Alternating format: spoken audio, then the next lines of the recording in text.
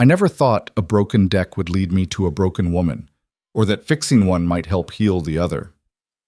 Noah Carter stood in the doorway of his best friend's house, toolbox in hand, expecting a quiet weekend of sawdust and silence. What he found instead was Vivian Hale, brilliant, untouchable, and completely shattered. She was supposed to be in Monaco or Manhattan, not sitting on a weathered porch step with mascara-stained cheeks and bare feet. Their eyes met. Something shifted, and in that moment, Noah realized this weekend would change everything. Stay with me until the end of this story. Hit that like button and comment what city you're watching from. I want to see how far this journey travels. The autumn air carried the scent of wet leaves and dying summer as Noah Carter's pickup truck rumbled down the tree-lined driveway of the Hale family estate. October had settled over Connecticut with its usual dramatic flair, amber light filtering through half-bare branches, the kind of golden hour that made everything look like a memory even as it was happening. Noah killed the engine and sat for a moment staring at the house through the windshield. It wasn't a mansion exactly, but it was close enough. The kind of place that had been in a family for generations, all stone and ivy and old money charm. He'd been here dozens of times over the years, for barbecues, football watch parties, that one disastrous New Year's Eve when Marcus had convinced everyone to go ice fishing at 2 a.m. Marcus Hale had been Noah's best friend since they'd met in a woodshop class junior year of high school. Back then, Marcus had been the rich kid slumming it in vocational electives, and Noah had been the scholarship student who actually needed to learn a trade. Somehow, over 15 years of friendship, none of that had ever mattered. Just a weekend, Noah muttered to himself, grabbing his duffel bag from the passenger seat. Fix the deck, drink some beer, go home Sunday night. His phone buzzed, a text from his mother. Jamie's helping me make cookies. We're fine. Stop worrying. Noah smiled. His son, 5 years old, gap-toothed, obsessed with dinosaurs and construction vehicles, was spending the weekend with his parents.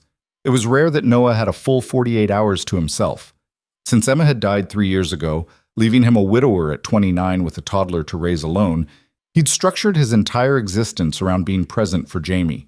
The carpentry business he'd built from scratch was deliberately small, deliberately local, deliberately manageable for a single father. He turned down jobs that required overnight trips. He scheduled estimates around kindergarten pickup times. He'd become an expert at building a life within carefully constructed boundaries. This weekend was Marcus's idea. Come help me rebuild the back deck, he'd said over beers 2 weeks ago. Dad finally admitted it's a death trap. I'll pay you, obviously, but mostly I just want the company. We haven't had a guy's weekend in forever. Noah had hesitated. He always hesitated. But his mother had overheard and immediately volunteered for Jamie duty. You need to do something for yourself once in a while, she'd said in that tone that meant the decision was already made. So here he was. Noah climbed out of the truck, slinging his bag over his shoulder. The house looked quiet. Marcus's car was in the driveway, along with a sleek black Tesla that definitely didn't belong to his friend. Noah frowned. Marcus hadn't mentioned anyone else being here. The front door was unlocked. Marcus, Noah called out, stepping into the foyer. No answer. He moved through the first floor, past the formal living room that nobody ever used, through the kitchen with its restaurant-grade appliances and granite islands. Everything was pristine, untouched, like a photo in a design magazine. Then he heard it, a sound coming from the back of the house. Not quite crying, but close. A shaky exhale. A muffled sob quickly suppressed. Noah's protective instincts kicked in immediately. He set down his bag and moved quietly toward the back door, which stood half open to the cool October air. And that's when he saw her.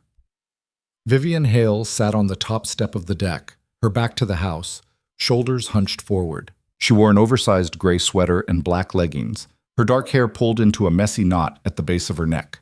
Her feet were bare despite the chill in the air. Noah froze. He knew who she was, of course. Marcus's older sister. The brilliant one.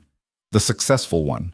The one who'd graduated top of her class from Wharton, built a tech company from the ground up, and sold it for an ungodly sum before she turned 28. The one who'd married Bradley Whitmore III. Old money, old family, old everything, in a wedding that had made the society pages. Noah had met her exactly 4 times over the years. She was always polished, always poised, always somewhere between courteous and distant. She remembered his name and asked polite questions about his work, but there was always a wall there, a subtle reminder that they existed in different stratospheres.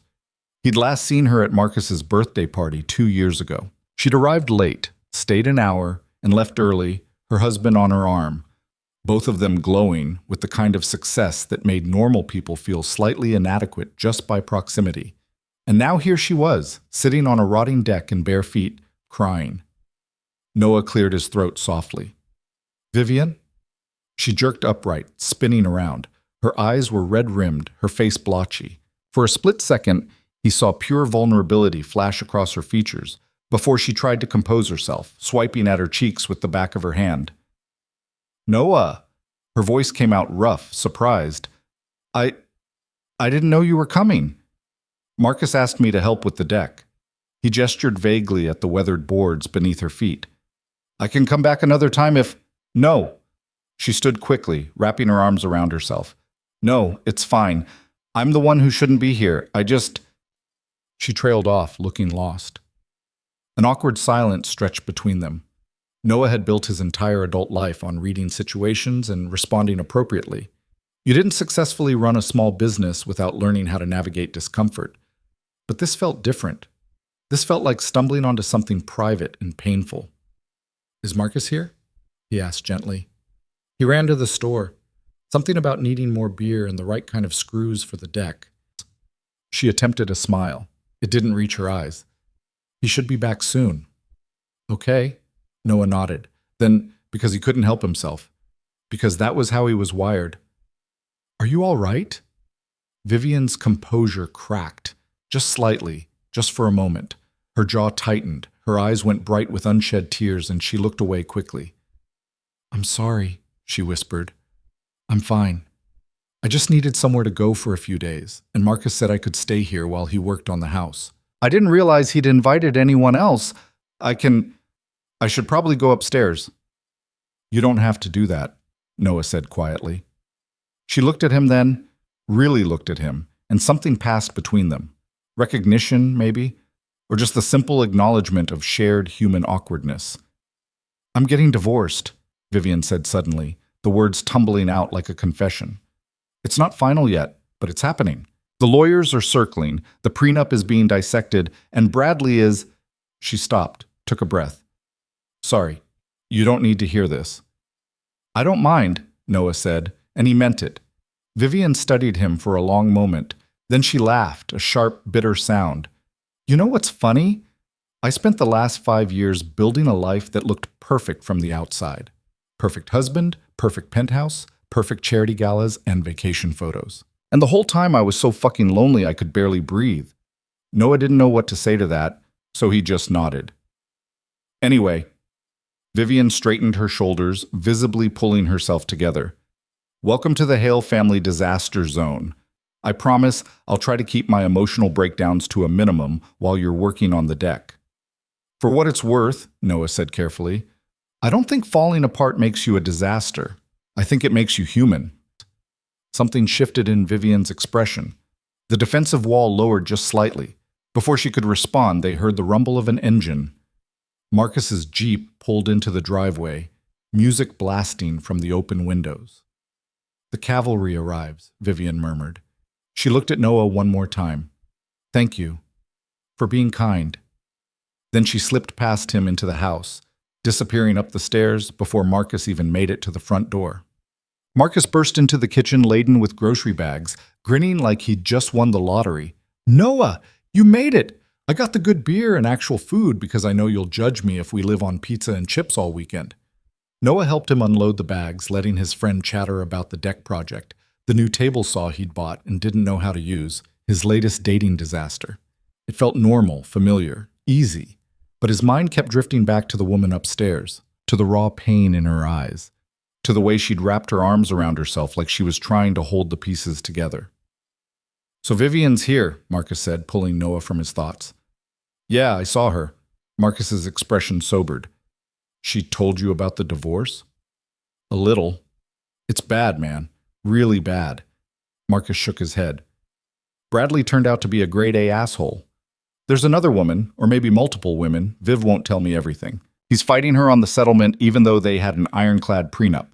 His family's making it ugly, spreading rumors trying to paint her as some kind of gold digger, which is insane because she's worth more than he is. Noah felt a surge of anger on her behalf. That's horrible. She's been staying at hotels, but the press figured it out. Paparazzi camping outside, stories in the tabloids, the whole circus. I told her to come here, hide out for a while where nobody would look. Marcus paused.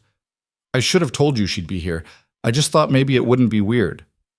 It's not weird, Noah lied. It was absolutely weird, but not in the way Marcus thought. They spent the rest of the afternoon assessing the deck. It was worse than Noah had anticipated. Rotted boards, unstable posts, the kind of job that would take the full weekend and then some. But working with his hands had always centered him. There was something meditative about measuring, cutting, fitting pieces together into something solid and lasting. Marcus worked alongside him, though work was a generous term for his friend's enthusiastic but unskilled assistance. Mostly, Marcus provided commentary, held things in place, and fetched tools. Vivian didn't reappear. As evening approached, Marcus fired up the grill while Noah cleaned up the tools. The air had turned crisp, that perfect fall temperature where you needed a jacket but didn't quite want to admit it yet. I'm going to convince Viv to eat with us, Marcus announced, heading inside. Noah heard their voices drift through the open window. Marcus's cajoling tone, Vivian's quiet resistance. Then finally, a reluctant agreement. When she came outside 15 minutes later, she'd transformed herself.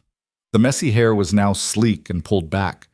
She'd changed into dark jeans and a cream-colored sweater. Her face was composed, makeup applied with careful precision to hide any trace of earlier tears. She looked like the Vivian he remembered, polished, controlled, untouchable, except for her eyes. Her eyes still looked sad. "Noah," she said, her voice professionally pleasant. "Thank you for taking on this project. I know Marcus is useless with actual tools." "Hey," Marcus protested. "You once tried to hammer a nail with a wrench," Vivian said dryly. "It worked, didn't it?" Despite herself, Vivian smiled. It was a real smile this time, warm and genuine, and it completely transformed her face. Noah felt something shift in his chest, something he immediately tried to ignore. They ate dinner on the half-demolished deck, sitting in lawn chairs because the built-in benches were no longer structurally sound. Marcus dominated the conversation as usual, telling stories about disastrous home improvement attempts and the terrible contractor who'd quoted them twice what the job was worth. Vivian was quiet, picking at her food, occasionally contributing a dry comment that made Marcus laugh. But Noah caught her watching him when she thought he wasn't looking, studying him, trying to figure him out. He understood the impulse. He was doing the same thing. She was supposed to be one thing, Marcus's brilliant, intimidating older sister, the woman who existed in boardrooms and society pages. But grief and vulnerability had stripped away that veneer, revealing someone much more complex underneath. Someone who seemed just as lost as he'd been 3 years ago, standing in a hospital room, trying to understand how his wife could be alive one moment and gone the next. "So, Noah," Vivian said suddenly, pulling him from darker thoughts, "Marcus tells me you have a son. Jamie, he's 5. What's he like?" It was a simple question, but something in the way she asked it, genuinely curious, fully present, made Noah answer more honestly than he usually did with near strangers. "He's everything," Noah said simply. "Funny, sweet, obsessed with dinosaurs.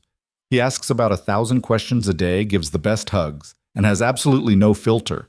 Last week he told the mailman that his dad cries during Pixar movies." Marcus snorted. "That's because you do." "The beginning of Up is traumatic," Noah defended. Vivian laughed, a real laugh this time, unguarded and bright. "I cried during Up too. That montage should come with a warning label." "Right?" Noah grinned. "Jamie doesn't understand why I get emotional. He just keeps asking if we can get a house with balloons." "Are you going to?" "I'm working on the balloons part. The flying house might be outside my carpentry skill set." She smiled at that, and for a moment the sadness lifted from her eyes. The conversation drifted. Marcus told an embarrassing story about Noah's early dating disasters. Noah retaliated with Marcus's prom night catastrophe. Vivian shared a surprisingly self-deprecating tale, about a business presentation that had gone spectacularly wrong when her PowerPoint started showing photos from her camera roll instead.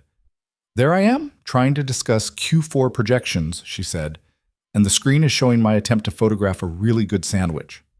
Was it a good sandwich? Noah asked seriously.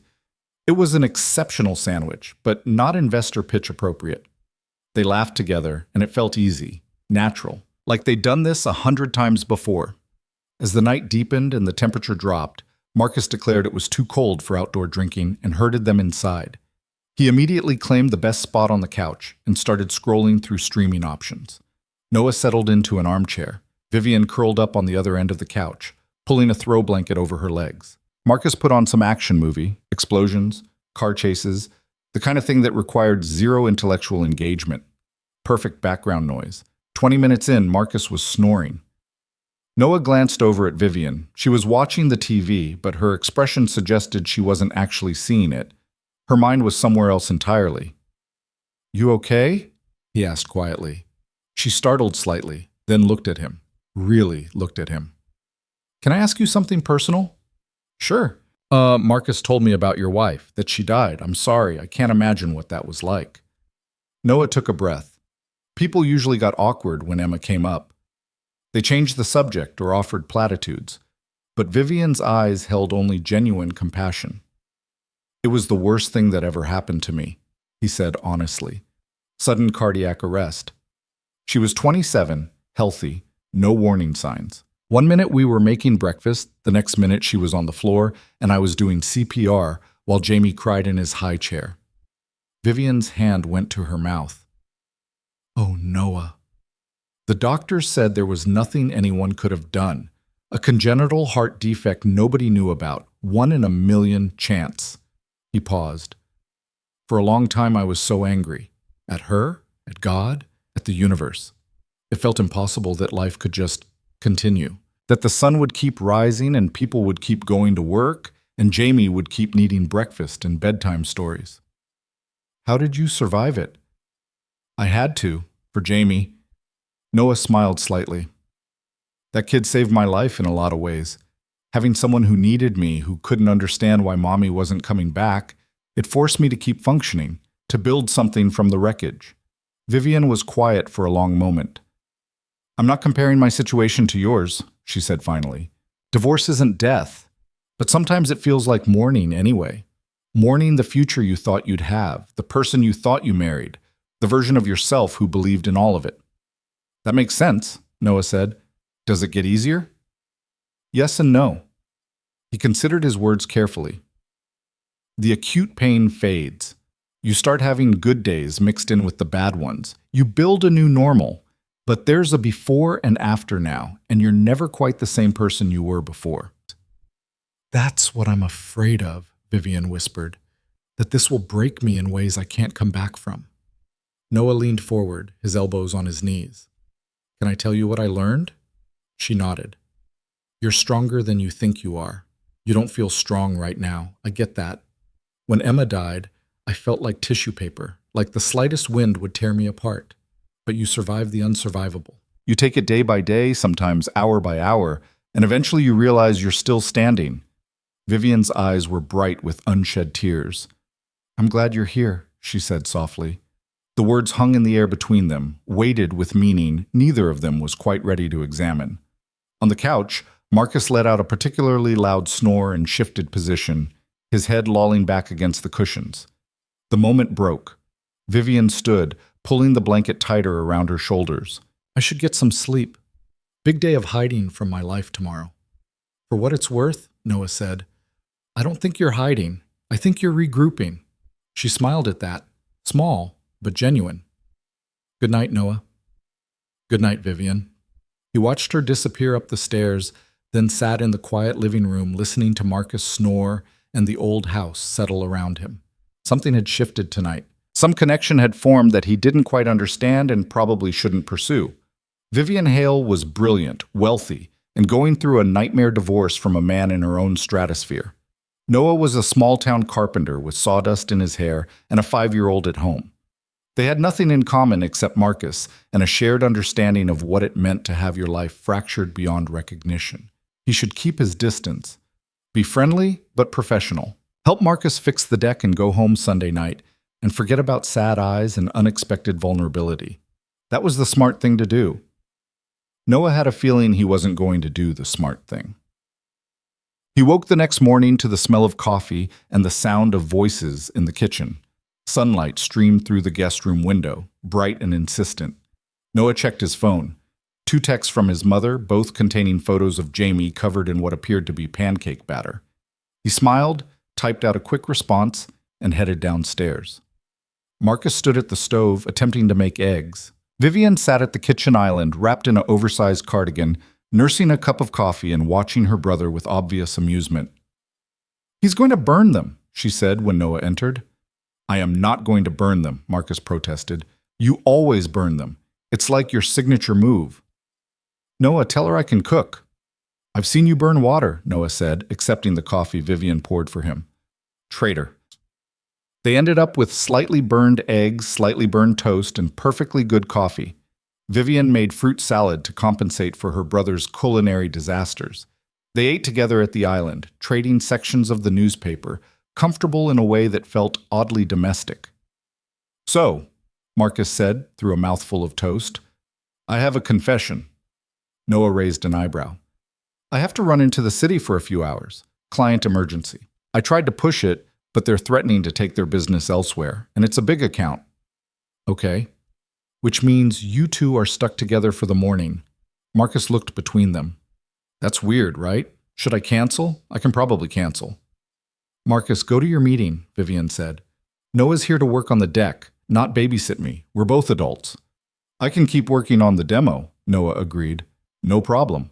Marcus still looked uncertain, but eventually he gathered his things, gave them both elaborate instructions about where everything was, and headed out, leaving Noah and Vivian alone in the big, quiet house. Vivian refilled her coffee. "You don't actually have to work on the deck if you don't want to. I'm sure Marcus guilted you into giving up your weekend." "I volunteered," Noah said, "and I like this kind of work. It's meditative." "Ripping apart a rotted deck is meditative?" "Building things, fixing things, taking something broken and making it whole again." He paused. "Yeah, I find that meditative." Vivian studied him over the rim of her mug. "Can I help?" "You want to help demo a deck?" "I want to do something with my hands that isn't refreshing my lawyer's email or checking to see what lies Bradley's PR team is spreading today." She set down her mug with a decisive click. "Teach me how to be useful." 20 minutes later, Vivian Hale, billionaire businesswoman, Stanford graduate, Forbes 30 under 30 recipient, stood on the deck in borrowed work gloves and her brother's old flannel shirt, prying up rotted boards with a crowbar, while Noah explained the structural issues. "This whole section needs to be replaced," he said, pointing to a visibly sagging area. "The joists underneath are compromised. Water damage, probably from years of neglect." Kind of like a marriage," Vivian said, then laughed at her own comment. "Sorry, everything's a metaphor for my divorce right now." "That must be exhausting." "You have no idea." She leveraged another board free, the nails shrieking in protest.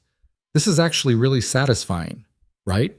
There's something cathartic about destruction when you know you're going to build something better in its place." They worked in comfortable silence for a while, the October sun warm on their backs, the air crisp and clean. Noah found himself hyper-aware of her presence, the way she bit her lower lip when she concentrated, the smudge of dirt on her cheek, the surprising strength in her arms as she worked. "Can I ask you something?" Vivian said eventually. "Sure." "Why carpentry? Was it always the plan, or did you fall into it?" Noah sat back on his heels, considering. "My dad was a carpenter. Grew up watching him build things, cabinets, furniture, whole houses sometimes. He had this philosophy that if you could work with your hands, you'd never starve, that there was dignity in making something that would outlast you. That's beautiful." "He died when I was 17, heart attack, sudden, like Emma." Noah picked at a loose nail. "I apprenticed with his old crew, learned everything they could teach me. Started my own business at 23. It's not glamorous, but it's honest work. I build things people need, I set my own hours, and I get to be there for Jamie." "You talk about him constantly," Vivian observed. "Jamie. Is that annoying?" "No, it's lovely. You can tell he's your whole world." Noah smiled. He is. Everything I do is for him. Building a business, buying a house, trying to create stability. It's all so he has a good life. A safe life. That's what good parents do, Vivian said quietly. Something in her tone made Noah look up. Did you want kids? With Bradley? Her hand stilled on the crowbar. We talked about it. He always said, someday, but someday kept getting pushed further out. Then I found out about the affairs, and I realized someday was never going to come. He didn't want a family with me. He wanted a trophy wife who made him look good at charity events. I'm sorry. Don't be. I'm the idiot who married him. She yanked at a particularly stubborn board with more force than necessary. Everyone told me he was wrong for me. My dad, Marcus, my business partners. But I thought I knew better. I thought love would be enough. You're not an idiot for believing in love. Vivian looked at him, her expression unreadable. You really believe that?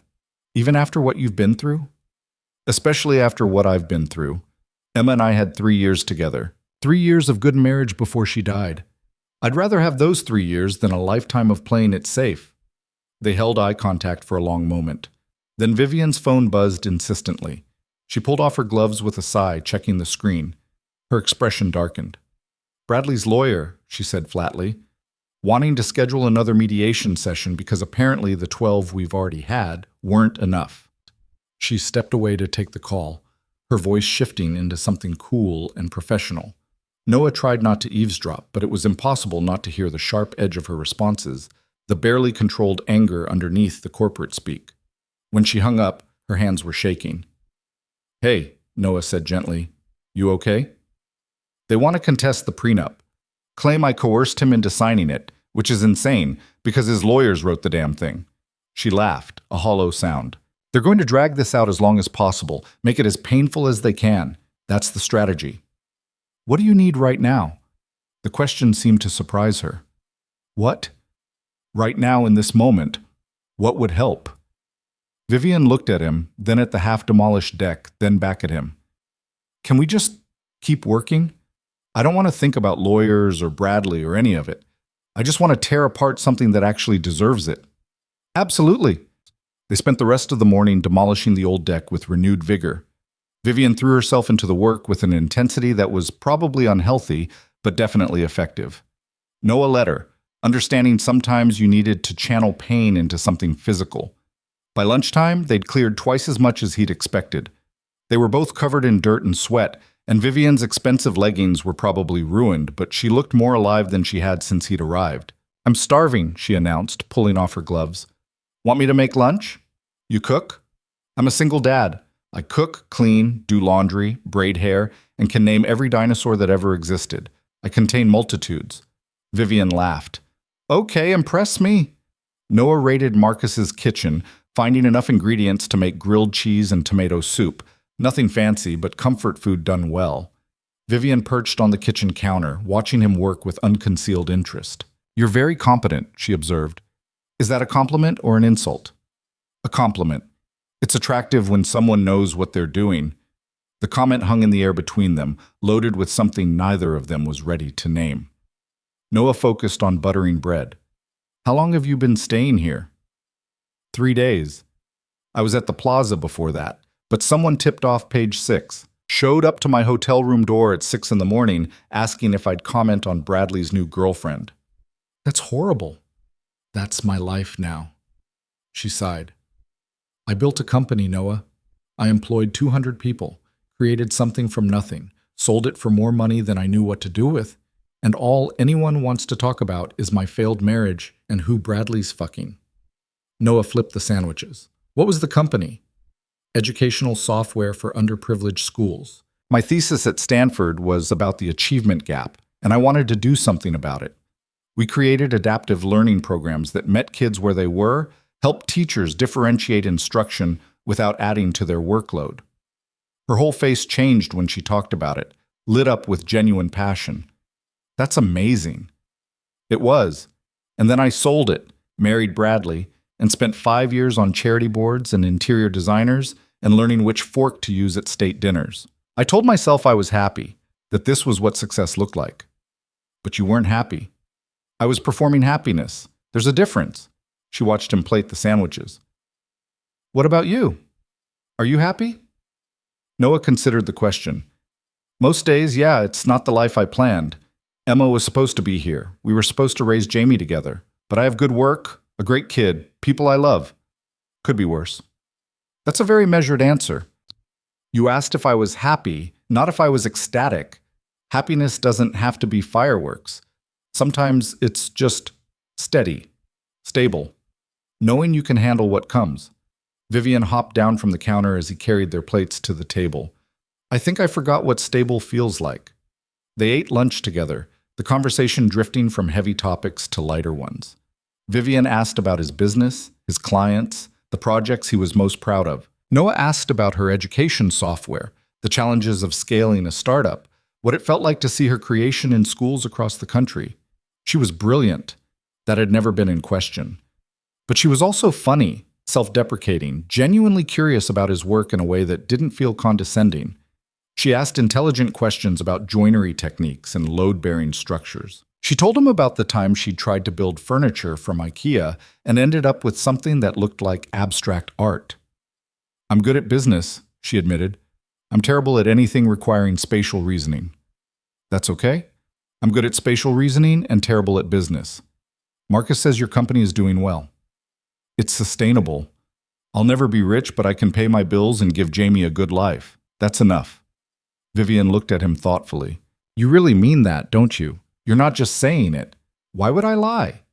Because everyone lies about what they want. They pretend money doesn't matter or status doesn't matter, but then they spend their whole lives chasing both. She paused. Bradley told me on our wedding day that he loved me for who I was, not what I had. Then I found emails to his mistress calling me his meal ticket. Noah felt a surge of anger. He sounds like a piece of shit. He is, but I married him anyway. She smiled sadly. That's on me. No, Noah said firmly. Loving someone in good faith isn't a character flaw. He's the one who lied. He's the one who betrayed you. That's on him. Vivian's eyes went bright. Thank you for saying that. Before Noah could respond, they heard Marcus's car in the driveway. The prodigal brother returns, Vivian murmured, standing to clear the plates. Marcus burst in full of apologies and explanations. The client meeting had run long. There was traffic. He'd stopped for groceries. He barely seemed to notice that his sister and his best friend had been alone together for hours. The rest of the day passed in a blur of work. The three of them tackled the deck together, Marcus providing moral support and occasional actual help. As the sun started to set, they surveyed their progress. The old deck completely demolished, the support structure exposed and assessed. Tomorrow we rebuild, Noah announced, stretching his sore back. Tomorrow we order pizza and hire a professional, Marcus countered. I am a professional. You know what I mean. They cleaned up and headed inside. Marcus immediately declared it was shower time and disappeared upstairs. Vivian lingered in the kitchen with Noah, neither of them quite ready to end the day. Thank you, she said quietly, for today, for listening, for treating me like a person instead of a headline. You are a person, Noah said. Anyone who treats you otherwise is an idiot. She smiled. You're very kind. I'm honest. There's a difference. Vivian moved closer, and Noah caught the scent of her, something expensive and subtle beneath the honest smell of sawdust and sweat. I'm really glad you're here, she said, repeating the words from last night, but with different weight this time, with more intention. Noah's heart kicked in his chest. Vivian, I know, she interrupted softly. Trust me, I know all the reasons this is complicated, but right now, in this moment, I just wanted you to know. You being here matters. Then she turned and headed upstairs, leaving Noah standing alone in the kitchen, his mind racing. This was dangerous territory. She was vulnerable, going through a divorce, emotionally raw. He had no business developing feelings for her. No business noticing the way her laugh made his chest feel warm or the way her intelligence sparked something in him he'd thought died with Emma. He had Jamie to think about. He had a carefully constructed life built on stability and routine. Getting involved with Vivian Hale, beautiful, brilliant, complicated Vivian Hale, would upend everything. He knew all of this. And yet, when he lay in bed that night listening to the old house settle around him, all he could think about was the way she'd looked at him in the kitchen, like he mattered, like maybe, against all logic and reason, this weekend was the beginning of something neither of them had planned for, something that might change everything. Sunday morning arrived too quickly. Noah woke to his phone buzzing with messages from his mother, photos of Jamie at the park, videos of him feeding ducks, a request for his opinion on whether 5 was too young for soccer camp. He smiled, typed responses, felt the familiar tug of missing his son. Downstairs, Vivian was already up, making coffee in yesterday's flannel shirt and leggings, her hair in a messy bun. She looked softer than the polished woman he'd first met, more real. "Morning," she said, handing him a mug without being asked. "You're up early." "Couldn't sleep. Keep thinking about the mediation next week. My lawyer says we're close to a settlement, but I've heard that before." Noah leaned against the counter. "What happens after? When it's final?" "I have no idea." She laughed. "I've spent so much energy on getting out that I haven't thought about what comes next. I don't even know where I want to live. The penthouse is Bradley's family property. My apartment in the city is being renovated. I've been living in hotels in my brother's guest room like some kind of wealthy vagrant. You could stay here longer. Marcus would love that, but I can't hide forever." She sipped her coffee. "I need to figure out who I am when I'm not Bradley Whitmore's wife, or Vivian Hale, CEO. Just Vivian, whoever that is." "I think you're doing better than you realize," Noah said gently. Marcus thundered down the stairs before Vivian could respond, immediately declaring his intention to make the world's best pancakes and proceeding to destroy the kitchen in the attempt. They spent the morning rebuilding what they'd torn down. Noah directed the work, showing Marcus and Vivian how to properly install joists, explaining load distribution and structural integrity. Vivian caught on quickly, asking smart questions, measuring twice like he taught her. By early afternoon, they'd made significant progress. The new framework was taking shape, solid and level where the old deck had sagged. "We're not going to finish today," Noah admitted, standing back to assess their work. "So come back next weekend," Marcus said immediately. Noah hesitated. He should say no, should let this weekend be what it was, a momentary intersection of lives that would naturally drift apart again. But then he looked at Vivian, covered in sawdust, smiling at something Marcus said, and he heard himself agree. "Yeah, okay, next weekend." Something passed between him and Vivian, an acknowledgement, a promise of continuation. Marcus, oblivious as ever, just grinned and clapped him on the back. They worked until the lights started to fade, then cleaned up tools and went inside for dinner. Marcus ordered Thai food and they ate sprawled around the living room, laughing at stupid videos on Marcus's phone, arguing about movies they'd seen or wanted to see. It felt easy, natural, like they'd done this 1,000 times before. But eventually, reality reasserted itself. Noah needed to get home. Jamie would be waiting. Real life was calling. He gathered his things while Marcus loaded the dishwasher. Vivian walked him to his truck, wrapping her arms around herself against the evening chill. "Drive safe," she said. "I will." He threw his bag in the passenger seat, then turned back to her. "Vivian, I know," she said again. "It's complicated. You have Jamie. I'm a mess. There are 1,000 reasons to keep our distance. But? Because there was definitely a but hanging in the air. But I haven't felt this much like myself in years. And that scares me almost as much as it excites me." Noah didn't know what to say to that, so he did something possibly stupid and definitely impulsive. He reached out and squeezed her hand, just briefly, just a moment of connection. "See you next weekend," he said. Vivian squeezed back. "Yeah, next weekend." Noah drove away from the Hale house as autumn darkness settled over Connecticut, watching Vivian in his rearview mirror until she disappeared into the house. His phone rang halfway home. His mother, letting him know Jamie was fed, bathed, and asking when Daddy would be there. 20 minutes, Noah told her. "Tell him I'm bringing him a surprise." "What surprise?" Noah thought about the weekend, the work, the conversations, the unexpected connection forming with someone he had no business connecting with. "I'll figure it out," he said. And maybe that was the truth of it. Maybe sometimes the best things in life were the ones you didn't plan for. The ones that caught you off guard and changed everything while you weren't looking. He thought about Vivian's words. "I'm glad you're here." Noah was glad too. Whatever came next, whatever complications lay ahead, he was glad.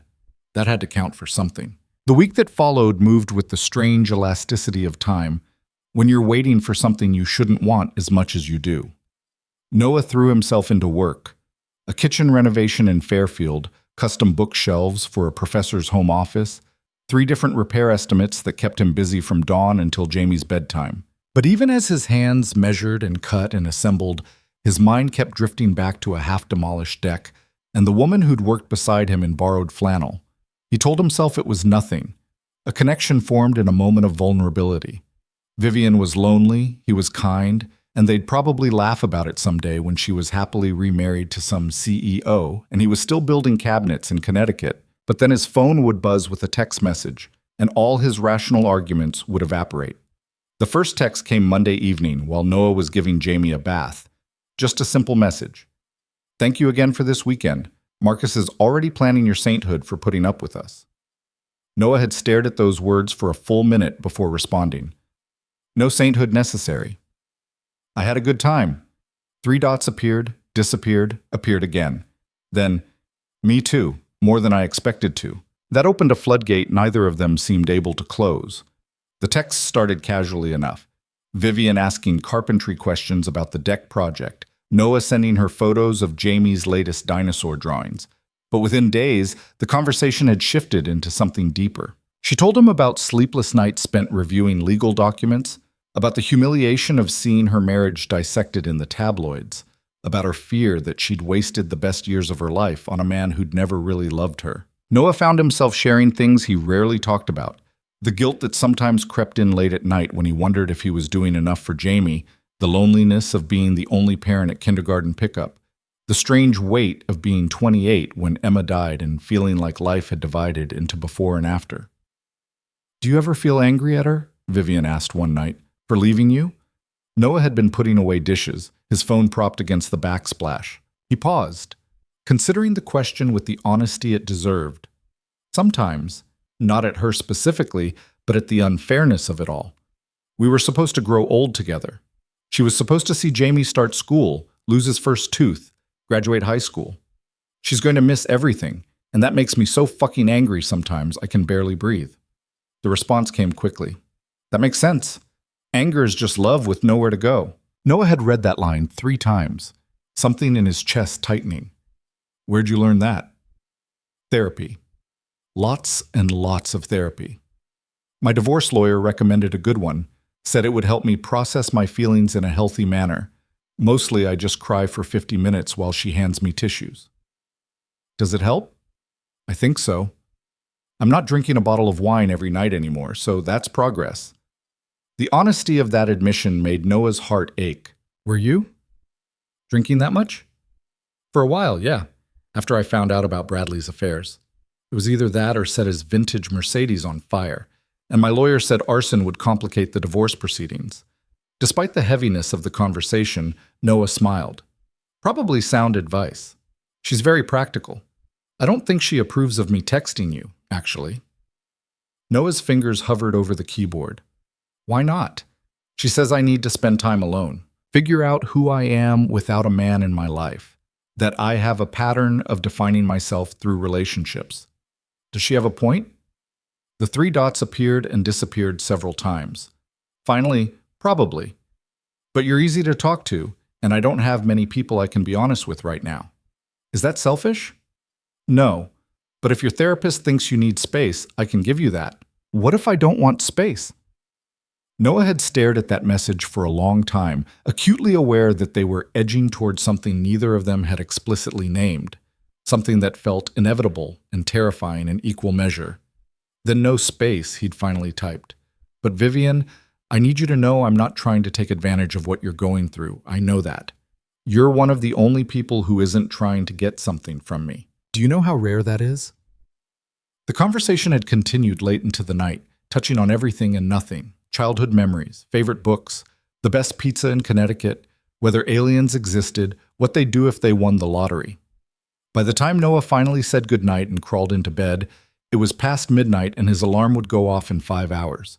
But he couldn't stop smiling. The pattern repeated itself throughout the week. They'd text throughout the day, quick messages during work breaks, longer conversations in the evening after Jamie was asleep. Noah found himself looking forward to those late-night exchanges with an intensity that should have worried him. Wednesday night, Vivian called instead of texting. "Is this okay?" she asked when he picked up.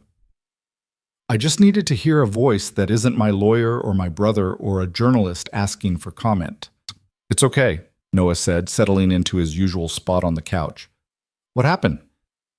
"Bradley's team is leaking stories to the press, saying I was cold, controlling, impossible to please, that I prioritized my career over our marriage. One of his friends told Page 6 I refused to have children because it would damage my figure."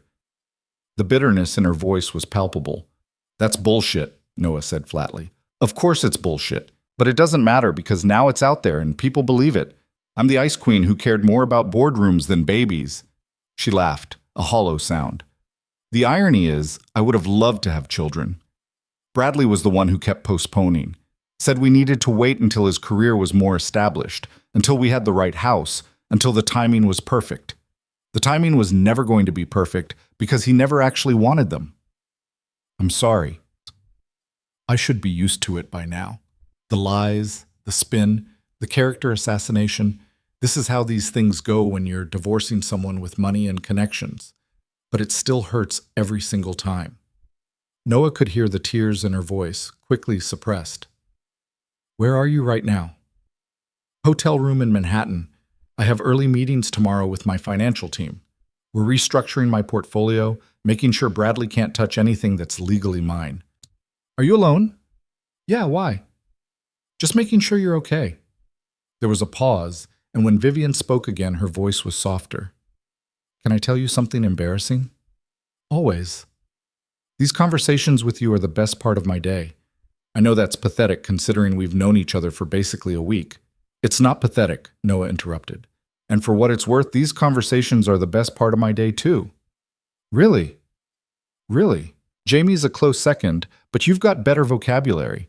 Vivian laughed, a real laugh this time. "How is Jamie?"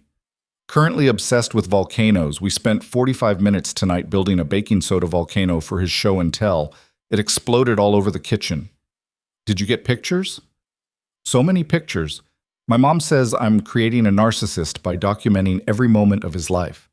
"You're creating memories," Vivian said. "There's a difference." And they talked for another hour about nothing important and everything important. Vivian told him about her meetings, the new business ventures she was considering, her fear that she'd lost herself somewhere between the startup and the society wedding. Noah told her about the grandfather clock he was restoring, Jamie's upcoming birthday party, the way autumn in New England always made him feel both melancholy and hopeful. "I wish I was there," Vivian said eventually, "in Connecticut instead of this sterile hotel room. Marcus keeps texting me about the deck progress, sending photos, making me jealous." "You're invited this weekend," Noah reminded her. "We're installing the new decking boards." "I know. I'll be there." A pause. "Noah?" "Yeah?" "Thank you for being steady when everything else is chaos." After they hung up, Noah sat in the quiet of his small house, listening to the radiator hiss and the old floorboards settle. He thought about Vivian alone in a Manhattan hotel room, surrounded by luxury and completely isolated. He thought about the woman he'd met that first weekend, vulnerable and real beneath the polished exterior. And he thought about the fact that he was falling for her. It was a terrible idea.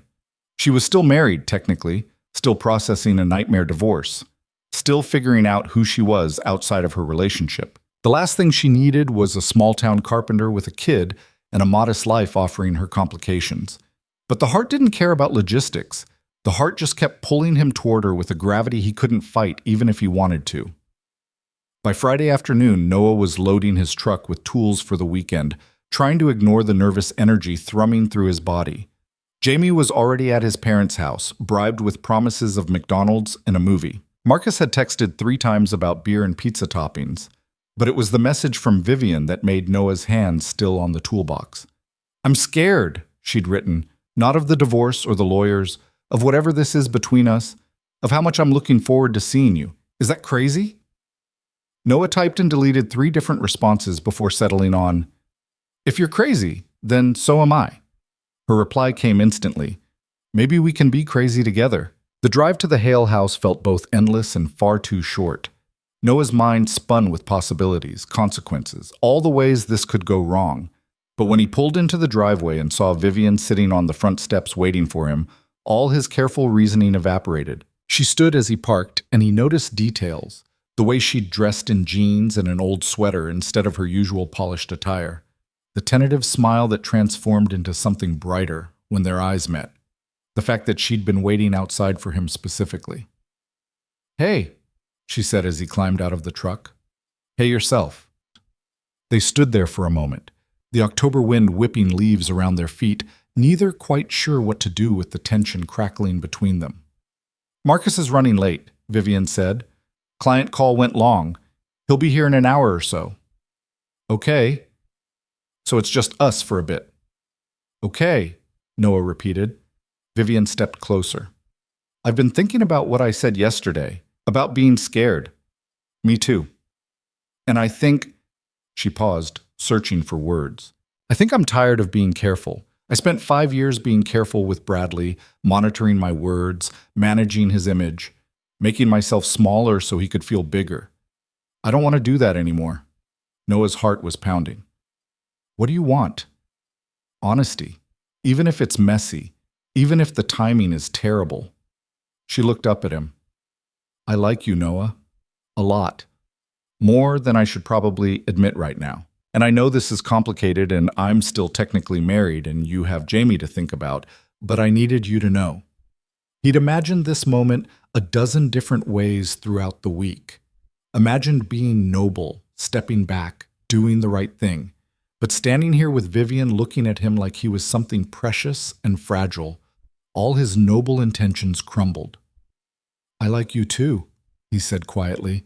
"I have since that first weekend. Maybe even since that first moment on the deck when you were crying and trying so hard to hide it. Really, really, you're brilliant and funny and so much stronger than you give yourself credit for. And yes, the timing is terrible, but—" He stopped, took a breath. "I don't want to pretend this isn't happening." Vivian's eyes went bright. "So what do we do?"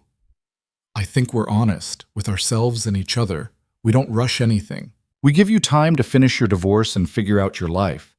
But we also don't pretend there's nothing here." "That sounds very rational." "I'm trying to be rational. Inside, I'm terrified." She laughed, reaching for his hand. Her fingers were cold, and Noah instinctively wrapped his hand around hers, sharing warmth. "Come inside," Vivian said. I'll make coffee, and we can pretend to be normal people having a normal conversation." "Are we not normal people?" "Noah, I'm a billionaire going through a tabloid divorce, and you're a widowed single father. We stopped being normal the moment we met." They walked into the house hand in hand, and it felt like crossing some invisible threshold. Inside, Vivian moved around the kitchen with increasing confidence, making coffee while Noah leaned against the counter and watched her. The domesticity of it struck him, how natural it felt to be here with her, how right. "Marcus really is going to be late," Vivian said, handing him a mug. "He texted while you were unloading, says not to wait for him to start on the deck. We can wait." Or, she bit her lip. "Or we could talk, really talk, about all the things we've been texting about but haven't said out loud." They ended up in the living room, sitting on opposite ends of the couch like teenagers at a chaperoned dance. But the conversation flowed easily, picking up threads from their late-night texts and weaving them into something deeper. Vivian told him about her marriage. Not just the public dissolution, but the private slow death that had preceded it. The way Bradley had gradually lost interest in her thoughts, her work, her dreams. How she'd tried so hard to be what he wanted, only to realize he'd never actually wanted her at all. Just the image of her. "I keep asking myself what I missed," she said, curled into the corner of the couch. "What signs I ignored. Because there must have been signs, right? People don't just wake up one day and become unfaithful narcissists." "Maybe," Noah said. "Or maybe he was always good at hiding who he really was. Some people are." "Were you happy with Emma?" The question caught him off guard, but he appreciated her directness. "Yeah, we were happy. Not perfect. We fought about stupid things like whose turn it was to do dishes or whether we could afford a new couch. But the foundation was solid. We liked each other, respected each other, wanted the same things." "That sounds nice." It was brief, but nice. Noah studied her. What did you and Bradley fight about? Everything and nothing. He hated that I worked too much, but also hated when I tried to be more present because then I was hovering. He wanted me at events, but got annoyed if I talked too long to other people. I could never quite figure out the rules because they kept changing. That's not a fight. That's control. Vivian looked at him sharply. My therapist said the same thing. Your therapist sounds smart. She is. She also said I need to spend time being single before jumping into anything new, that I have patterns I need to break. Vivian paused. But then I met you and all her good advice went out the window. We don't have to jump into anything, Noah said carefully. We can take this slow. Figure it out as we go.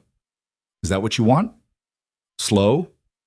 He considered lying, being noble, doing the right thing, but he'd promised honesty. No, what I want is to cross this couch and kiss you until neither of us can think straight. But what I want and what's smart aren't always the same thing. Vivian's breath hitched. What if I want that too? Then we'd both be making a potentially terrible decision. I'm tired of making smart decisions, Noah. Smart decisions got me a marriage to a man who never loved me and a life that looked perfect but felt empty. She shifted closer. You make me feel real, present. Like I'm not just going through the motions but actually living. Noah's pulse was racing. Vivian, I know. I know all the reasons we should wait. But I've been waiting my whole life for the right moment, and the right moment never comes. It's always someday when the business is established, when the marriage is solid, when everything is perfect. I don't want perfect anymore. I want honest. She was close enough now that Noah could see the flecks of gold in her brown eyes, could smell her perfume beneath the scent of coffee. My divorce isn't final, she continued softly, and I'm probably a mess emotionally, and you have every right to run screaming in the opposite direction, but I need you to know. She took a shaky breath. These past 2 weeks, talking to you, getting to know you, it's been the best thing to happen to me in years. And I don't want to pretend that away because the timing isn't ideal. Noah made a decision, maybe a stupid one, maybe one he'd regret, but he made it anyway. He closed the distance between them and cupped her face in his hands. I'm not running anywhere. No? No. I'm right here. And if we're doing this, whatever this is, we're doing it honestly, which means you need to know that I'm falling for you. Fast and hard and probably unwisely. And I don't care about your money or your status or any of that. I care about you. The woman who cries during Pixar movies and demolishes decks like she's training for warfare and texts me terrible puns at 2 a.m. Vivian's eyes were shining. Those puns are hilarious. They're objectively terrible. You still laugh. Because you're terrible at puns, but adorable in your determination. She smiled, her hands coming up to rest on his wrists. Are you going to kiss me or just keep insulting my humor? Definitely going to kiss you. Finally. Noah leaned in slowly, giving her every opportunity to change her mind, to pull back, to remember all the reasons this was complicated.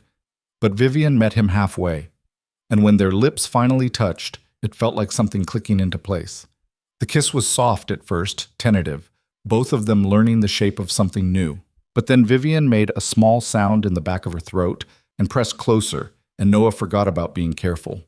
His hand slid into her hair, hers gripped his shirt, and the kiss deepened into something that felt simultaneously like coming home and free-falling. When they finally broke apart, both breathing hard, Vivian's forehead rested against his. Well, she said shakily, that was... yeah. Should we talk about what this means? Probably. Noah pulled back slightly so he could see her face. But I think the short version is this. I'm all in if you are. But we take it at your pace. You need to finish your divorce. I need to make sure Jamie's okay with changes in my life. We're honest with each other, and we don't hide what we're feeling. That sounds reasonable. Is it what you want? Vivian kissed him again, quick and sweet. It's exactly what I want. They heard Marcus's car in the driveway approximately 30 seconds later. They sprang apart like guilty teenagers, Vivian smoothing her hair while Noah tried to look like he'd been doing something, anything, other than kissing his best friend's sister on the couch.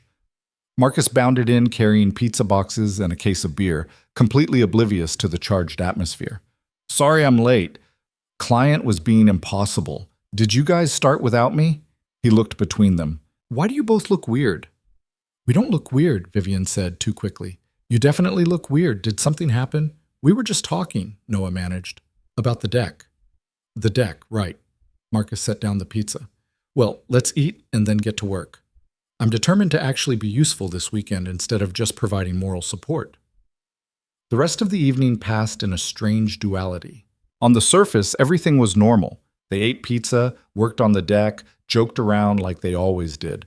But underneath ran a current of awareness between Noah and Vivian, hands brushing when passing tools, eyes meeting across the workspace, small smiles that held entire conversations. Marcus remained cheerfully oblivious, talking nonstop about his work drama and asking Noah's advice on whether he should ask out the woman from his gym. He didn't notice the way his sister watched his best friend, or the way Noah's attention kept drifting to Vivian even while discussing proper deckboard spacing. When darkness fell and they moved inside, Marcus immediately claimed the TV and found a documentary about Vikings. Within 20 minutes, he was snoring on the couch. Noah and Vivian exchanged glances. He does this every time, Vivian whispered. Falls asleep by 9, sleeps through everything. I remember. He once slept through a fire alarm. That was junior year of college. I had to physically drag him out of the building. They were standing close together in the kitchen, ostensibly cleaning up from dinner, but really just existing in each other's space. Come outside with me? Vivian asked softly.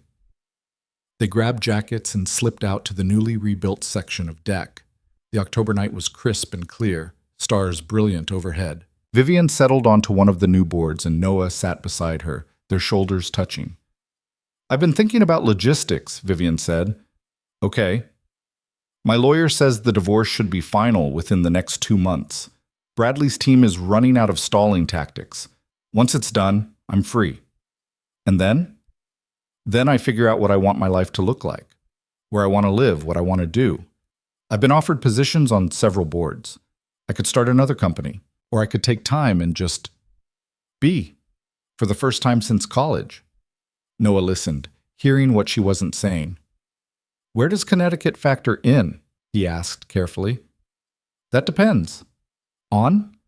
She looked at him. On whether you want me here. I know it's early and we're still figuring this out, but I need to know if this is just a moment for you or if it could be something more. Noah took her hand. I don't do moments, Vivian. When I commit to something, I'm all in. That's how I loved Emma. That's how I parent Jamie, and that's how I'll be with you. If we're doing this, really doing this, then it's not casual for me. It's real. Even though we barely know each other, we've spent the last 2 weeks talking every day. I know your coffee order, your irrational hatred of cilantro, that you read 3 books at once and watch cooking shows when you can't sleep. I know you're brilliant, but don't believe it, generous, but won't accept help, strong but terrified of appearing weak. I know the sound you make when you laugh for real versus when you're being polite. Vivian's eyes were wide. You noticed all that? I notice everything about you. She kissed him then, right there on the deck under the stars, and Noah felt something settle in his chest. Some certainty that, despite the complications and terrible timing and all the logical reasons this shouldn't work, it was going to. I'm scared, Vivian admitted when they broke apart, of messing this up, of my life being too complicated, of you realizing I'm not worth the trouble. You're absolutely worth the trouble, Noah said firmly. And yeah, this is complicated, but the best things usually are. They sat together in the cold talking about futures and possibilities. Vivian told him about her mediation scheduled for the following week, the final push to settle the divorce. Noah told her about Jamie's upcoming birthday, his nervousness about eventually introducing someone new into his son's life. I want to meet him, Vivian said. Eventually, when you're ready. I know that's a big step. It is, but I want that too, just slowly. He's already lost his mother. I need to be sure before I bring someone into his world. I understand, and I'll wait as long as you need. Even if it takes months? Even if it takes months. She squeezed his hand. I'm not going anywhere, Noah. For the first time in a long time, I know exactly where I want to be. The weekend unfolded with a new rhythm. They worked on the deck during the day, Marcus obliviously directing operations while Noah and Vivian exchanged secret smiles. In the evenings, after Marcus inevitably fell asleep, they'd steal time together, talking on the deck, sharing stories, learning each other in quiet increments. Sunday morning arrived too quickly, bringing with it the reality that Noah needed to get home to Jamie. He packed his truck slowly, reluctant to leave the bubble they'd created. Vivian walked him out, Marcus still asleep inside. "Next weekend?" she asked. "I have Jamie, and there's a birthday party, and I promised my mom I'd fix her kitchen cabinet." Vivian's face fell slightly before she could hide it. "But," Noah continued, "maybe you could come to me. See my life, meet my world. If you want?" "Really? Really?" "Fair warning, it's nowhere near as nice as this. Small house, toys everywhere, significantly less fancy." "Sounds perfect." She kissed him quickly. "Text me the address." Noah drove home with his mind spinning. What was he doing? Inviting a billionaire to his modest house in a working-class neighborhood? Potentially introducing her to Jamie when they'd been whatever this was for less than a month? But then he remembered the way she'd looked at him on the deck, the honesty in her voice when she said she wasn't going anywhere. He thought about Emma, who taught him that life was too short to waste on fear and hesitation. And he thought about the fact that for the first time since his wife died, he was excited about the future. Not just surviving it or getting through it, but actually excited to see what came next. That had to mean something. His phone buzzed as he pulled into his driveway. A text from Vivian. "Already missing you. Is that pathetic?" Noah smiled, typing back, "Only if it's pathetic that I've been missing you since I left the driveway." 3 dots. Then, "We're both pathetic together. I can live with that." Jamie burst out the front door before Noah even had the truck in park, his grandmother following at a more reasonable pace. "Daddy! Daddy! Grandma let me stay up late, and we watched a movie about sharks." Noah scooped up his son, breathing in the familiar scent of kid shampoo and pure joy. "Did you? Were they scary?" "So scary, but I was brave." "That's my boy." His mother watched them with the knowing look mothers have. "Good weekend?" "Yeah, Ma. Really good." "Marcus's deck coming along?" "Getting there." Noah set Jamie down, watching him race back toward the house. "Actually, I might have someone come visit next weekend, just to see how things go." His mother's eyebrows rose. "Someone?" "Marcus's sister, Vivian. She's going through a divorce and we've been talking, and I think—" He paused. "I think she might be important." "Important enough to meet your son?" "Maybe. Eventually. I'm taking it slow." His mother studied him for a long moment, then smiled. "Good. You deserve something good, Noah. You've been alone long enough." That night, after Jamie was asleep and the house was quiet, Noah sat on his back porch and called Vivian. "Hey," she answered immediately. "Everything okay?" "Yeah, Jamie's asleep. Just wanted to hear your voice." "I'm glad you called. I've been staring at my phone for an hour trying not to text you every 5 minutes. You can text me whenever you want." "That's dangerous information to give me." Noah smiled. "I'm willing to take the risk." They talked until after midnight, voices soft in the darkness, sharing the kinds of details that didn't fit into text messages. Vivian told him about her mediation prep, the nervousness that kept her awake. Noah told her about Jamie's excitement for his birthday, the dinosaur-themed party that was growing more elaborate by the day. "I'm nervous about next weekend," Vivian admitted. "Meeting your world. What if I don't fit?" "You'll fit," Noah said with more confidence than he felt. "And if you're nervous, think how I felt meeting you. I'm a carpenter with sawdust in my hair trying to talk to a woman who sells companies for millions of dollars." "You never seemed nervous." "I was terrified. You're intimidating." "I am not." "You absolutely are. In the best way." Vivian laughed. "Well, now we're even." "I'm terrified too." "Then we'll be terrified together." "I think I like being terrified with you." "Yeah," Noah said softly. "Me too." After they hung up, Noah sat in the darkness for a long time, thinking about risk and reward, about the way life surprised you when you least expected it. He thought about Emma and the love they'd built, brief but real. And he thought about Vivian and the possibility growing between them. He'd learned the hard way that nothing was guaranteed, that life could change in an instant, that tomorrow wasn't promised. But he'd also learned that hiding from possibility wasn't living. It was just existing. And Noah was tired of just existing. His phone buzzed one last time before sleep. Vivian. The mediation is Thursday. Wish me luck. Noah typed back. You don't need luck. You've got this. But I'll be thinking about you anyway. That's all I need. Good night, Noah. Good night, Vivian. Noah climbed into bed, his mind already counting down the days until he'd see her again. Until she'd walk into his real life and he'd find out if what they'd built in stolen moments and late-night conversations could survive the light of day. He was scared, but he was also hopeful. And for now, that was enough. Thursday arrived with the weight of inevitability. Noah woke at 5 in the morning, unable to sleep, thinking about Vivian sitting in some sterile conference room while lawyers dissected the remains of her marriage. He'd promised himself he wouldn't text her.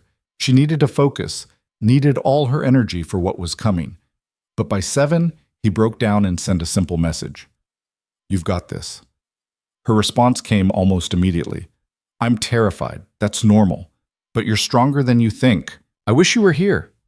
Noah stared at those words, his thumb hovering over the keyboard.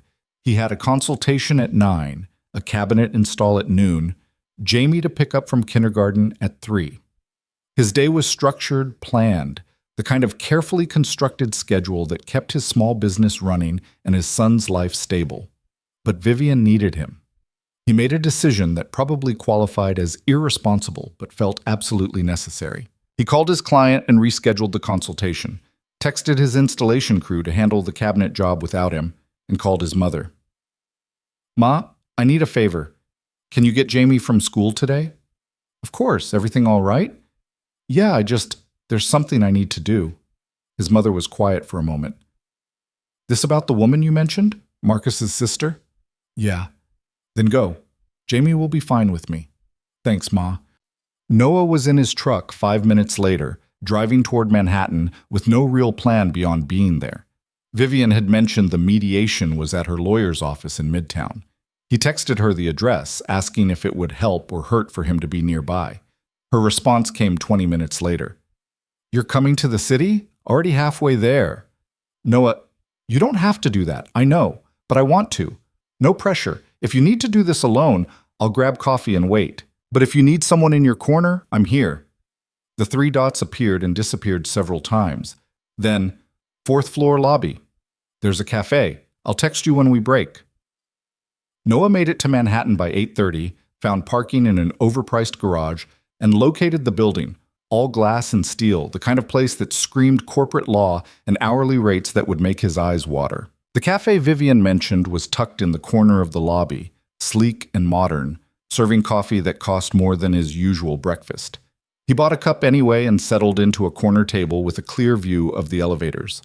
The wait was excruciating. Noah tried to focus on work emails, on sketches for an upcoming project, on anything other than imagining what was happening 4 floors above him. But his mind kept drifting to Vivian in some conference room, facing the man who'd betrayed her, negotiating the end of everything she'd thought her life would be. His phone buzzed at 10:15. A text from Vivian. First session done. Bradley's lawyer is an asshole, taking a break.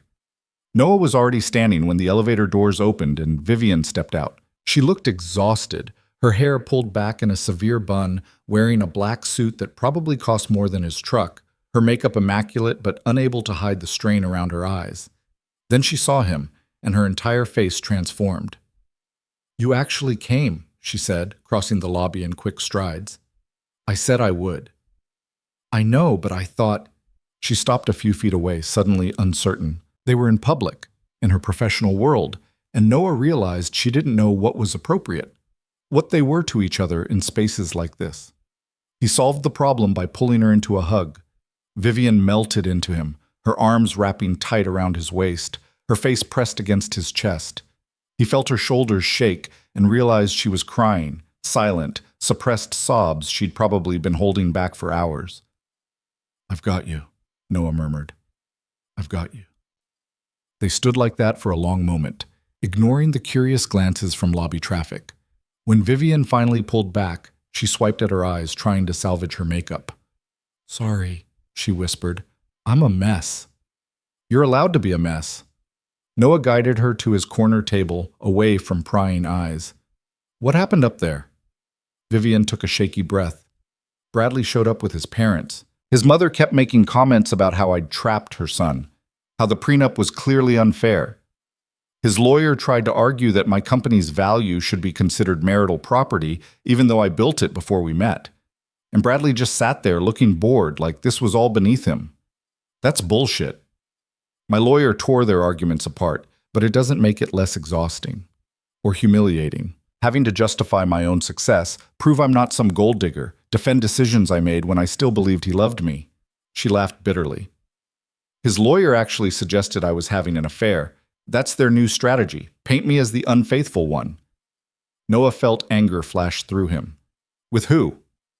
They didn't specify, just insinuated, planted the seed. She looked at him. That's how this works. They can't win on facts, so they attack character. Make me look bad enough that I'll accept a worse settlement just to make it stop. What did your lawyer say? That it's a desperate move and won't hold up. That we're actually close to done, maybe one more session after today. But Noah, I'm so tired of fighting, tired of defending myself, tired of being strong. He took her hand across the table. How much longer do you have to be here today? We reconvene in 45 minutes, probably another 2 or 3 hours of negotiation. Okay, so here's what we're going to do. You're going to drink this overpriced coffee, eat something because I'm guessing you skipped breakfast, and take 15 minutes to just breathe. Then you're going to go back up there and remember that you're Vivian fucking Hale. You built a company from nothing. You're smarter than everyone in that room combined, and you deserve better than what Bradley gave you. A small smile tugged at Vivian's lips. Vivian fucking Hale? It has a nice ring to it. My mother would be horrified. Your mother isn't going through a nightmare divorce. You are. And you get to handle it however you need to. Vivian squeezed his hand. Thank you for being here, for driving 2 hours just to sit in a lobby and give me a pep talk. It's not just a pep talk, it's the truth. They sat together for the next 30 minutes, not talking about the mediation or lawyers or divorce. Instead, Noah told her about Jamie's latest dinosaur obsession, about the elaborate birthday party his mother was planning that had somehow evolved to include a bounce house and a paleontologist guest speaker. Vivian told him about the apartment she'd been looking at, about her consideration to start a foundation focused on educational equity. Normal conversation, normal hopes and plans. A reminder that life existed beyond conference rooms and legal battles. When Vivian's phone alarm chimed, signaling it was time to return upstairs, she looked visibly steadier. Will you wait? She asked. I know it's a lot to ask. I'll wait as long as you need. She kissed him then, right there in the corporate lobby, a quick press of lips that felt like both gratitude and promise. I'll text you when we're done. Noah watched her disappear into the elevator, shoulders squared, chin lifted, every inch the brilliant businesswoman he'd first met. But now he knew the vulnerability underneath, the woman who cried on back porches and demolished decks like therapy and texted terrible puns at 2 a.m. He loved both versions of her, the polished exterior and the messy interior, all of it. The realization hit him with the force of a physical blow. He was in love with her, completely, irrevocably in love with a woman he'd known for less than a month. A woman still married to someone else, still navigating the wreckage of her old life, still figuring out who she was outside of that relationship. It was too soon, too fast, too complicated, and it was absolutely true. Noah sat back down, his coffee forgotten, trying to process this new reality. He'd loved Emma. That was different, built over years of friendship that evolved into romance, solidified through marriage and becoming parents together. That love had been steady, expected, the natural progression of two people building a life. This was something else entirely. Wild and unexpected and probably unwise, but no less real. His phone buzzed 3 hours later. Vivian, done, coming down. She emerged from the elevator looking shell-shocked. Noah was on his feet immediately, searching her face for clues. We settled, she said quietly. That's good, right? Yeah, it's done. Or it will be, once the paperwork is filed. 6 to 8 weeks for everything to be finalized, but the negotiation is over. She swayed slightly and Noah caught her elbow. I think I need to sit down. He guided her back to the table, noticing the way her hands trembled as she pulled out her phone to text someone, probably her lawyer or Marcus. "Are you okay?" Noah asked. "I don't know. I thought I'd feel relieved, but mostly I just feel numb." She looked up at him. "It's really over. 5 years of my life, just done, dissolved into legal documents and financial settlements. Do you regret it? The divorce?" "No, never. She paused, searching for words. "I thought the hard part would be making the decision to leave, but it turns out the hard part is accepting that I was wrong about him, that the man I married never really existed. It was just a role he was playing until he got bored with the performance." Noah pulled his chair closer, taking both her hands in his. "His failure to see your worth doesn't diminish your worth. You know that, right?" "Intellectually, yes. Emotionally." She smiled sadly. "I'm working on it." "That's all anyone can do. Work on it." He squeezed her hands. "What do you need right now?" Vivian was quiet for a moment, then said something that surprised him. "I want to see where you live. Your real life, not just the weekends at Marcus's house. I want to see your workshop and your neighborhood and understand the world you've built." "Now? Is that crazy? I know you have Jamie. He's with my mom until dinner. We have a few hours." Noah checked his watch. "It's a bit of a drive." "I don't care. I need to be somewhere real. Somewhere that isn't lawyers and settlements and the wreckage of my marriage." They took Noah's truck, Vivian looking slightly out of place in her expensive suit climbing into the worn passenger seat. But she buckled in without complaint, kicked off her heels, and curled her feet under her like she belonged there. The drive back to Connecticut was quiet at first, Vivian staring out the window as Manhattan gave way to suburbs, then smaller towns, then the working-class neighborhood where Noah had built his life. He pointed out landmarks as they drove. The elementary school where Jamie went to kindergarten, the diner where he got breakfast on Saturday mornings, the hardware store that knew him by name. "This is home," he said as they pulled into his driveway. The house was small, a 2-bedroom bungalow he'd bought as a fixer-upper right before Jamie was born. He'd spent 3 years slowly renovating it around the demands of work and single parenthood. New roof, updated kitchen, refinished floors. It was modest, but it was his. Vivian climbed out of the truck slowly, taking in the neighborhood, neat yards, older homes, the kind of place where people knew their neighbors and kids rode bikes in the street. "It's perfect," she said softly. "It's small. It's a home. There's a difference." Noah unlocked the front door, suddenly hyper-aware of the toys scattered across the living room floor, the crayon drawings stuck to the refrigerator with magnets, the general chaos of life with a 5-year-old. But Vivian moved through the space with genuine interest, examining the photos on the walls. Noah and Jamie at the beach, Emma's college graduation photo that Noah kept for his son's sake, his parents on their 40th anniversary. "Is this her?" Vivian asked, pausing at Emma's picture. "Yeah, that was right before we got married. She was beautiful." "She was. Kind, too. Patient. She would have liked you." Vivian looked at him questioningly. "Emma always said I needed someone who'd challenge me, push me to be better. She'd appreciate that about you. I'm not trying to replace her." "I know, and that's not what this is." Noah moved to stand beside her. "Emma was my past, an important part of who I am, but past nonetheless. You're—" he paused. "You're something else entirely." Vivian turned to face him. "What am I, Noah?" He could have deflected, could have made a joke, could have kept his cards closer to his chest, but he'd promised honesty. "You're my future, if you want to be." Her breath caught. "Even though my divorce isn't final? Even though my life is a mess and I don't know what I'm doing half the time? Especially because of all that. I don't want the polished version you show the world. I want the real you, messy and uncertain and figuring it out as you go. That's the woman I'm falling for." "Falling for?" Vivian repeated softly. "Not already fallen?" "Okay, fine. Already fallen.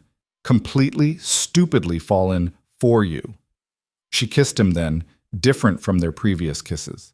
This one was deeper, more urgent, carrying weeks of building tension and the weight of everything they'd been holding back. Noah's hands found her waist, pulling her closer, and Vivian's fingers tangled in his hair. They broke apart, breathing hard, foreheads pressed together. "I love you," Vivian whispered. "I know it's too soon and too fast, and I should probably wait until my therapist says I'm emotionally ready, but I love you." Noah's heart felt like it might explode. "I love you too." "This is crazy, right? We barely know each other." "We know each other better than you think, and yeah, it's crazy, but the best things usually are." They stood in Noah's living room, holding each other, letting the enormity of what they'd just admitted settle around them. Through the window, Noah could see his neighbor, Mrs. Chen, gardening, could hear kids playing somewhere down the street, could smell the familiar scent of his own home mixed with Vivian's perfume. Two worlds colliding, somehow fitting together despite all logic. "Show me your workshop," Vivian said eventually. Noah led her out back to the converted garage where he kept his tools and worked on smaller projects. Sawdust covered every surface, the air thick with the smell of wood and varnish. Half-finished pieces occupied every available space: a rocking chair for a client's nursery, custom shelving for a home office, a small desk he was building for Jamie's upcoming birthday. Vivian moved through the space with reverence, running her fingers along smooth wood grain, examining joints and finishes with genuine interest. "You made all this?" "Yeah, it's not glamorous, but it's honest work. It's beautiful work. You create things that last, that people use and love and pass down. That's not glamorous. That's legacy." Noah watched her examine the small desk, noticing the care he'd taken with rounded edges and a lower height perfect for a child. "Is this for Jamie? His birthday's next week. I wanted to give him something that would grow with him. A place to do homework, draw pictures, eventually write college essays if I'm lucky. He's gonna love it." "I hope so. I'm not great at a lot of parenting stuff, but I can build things. It's the one area where I feel competent." Vivian turned to face him. "Noah, you're raising a happy, healthy kid by yourself. You're more than competent. You're extraordinary. I just do what needs to be done. That's what makes it extraordinary." She moved closer. "Can I ask you something?" "Anything." "What happens now?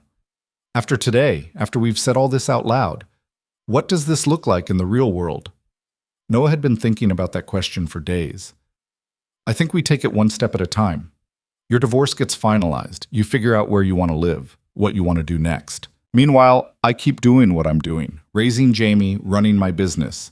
We see each other when we can. We keep talking. We let this develop naturally." "And Jamie? When do I meet him?" "Soon, but I want to be careful about that. He's already lost one parent. I need to be sure before I introduce someone new into his life." "I understand. I want to be sure too, for his sake and ours." "But Vivian?" Noah took her hands. "I am sure about you, about us. I just need to do this right for my son." "That's exactly what a good father should say." She smiled. "I can wait. I'm not going anywhere." They heard a car pull up outside, Noah's mother dropping Jamie home earlier than expected. Through the window, he could see his son bounding toward the house, backpack bouncing. "That's him," Noah said, suddenly nervous. "You don't have to meet him now if you're not ready. I want to, just as your friend, nothing more." "Is that okay?" Before Noah could answer, Jamie burst through the back door. "Daddy, Grandma said you were home and we made cookies and I saved you 3, but I ate one on the way, so now it's 2, but they're really good." Noah caught his son in a hug, breathing in the familiar scent of playground and chocolate chips. "2 cookies sounds perfect, buddy." Jamie pulled back, noticing Vivian for the first time. "Who's that?" "This is Vivian. She's Uncle Marcus's sister." "Vivian, this is Jamie." "Hi, Jamie," Vivian said, crouching down to his level. "Your dad's told me a lot about you." Jamie studied her with the intense scrutiny only 5-year-olds could manage. "Are you Daddy's girlfriend?" Noah felt his face heat. "Jamie, it's okay," Vivian said, her eyes meeting Noah's with amused understanding before returning to Jamie.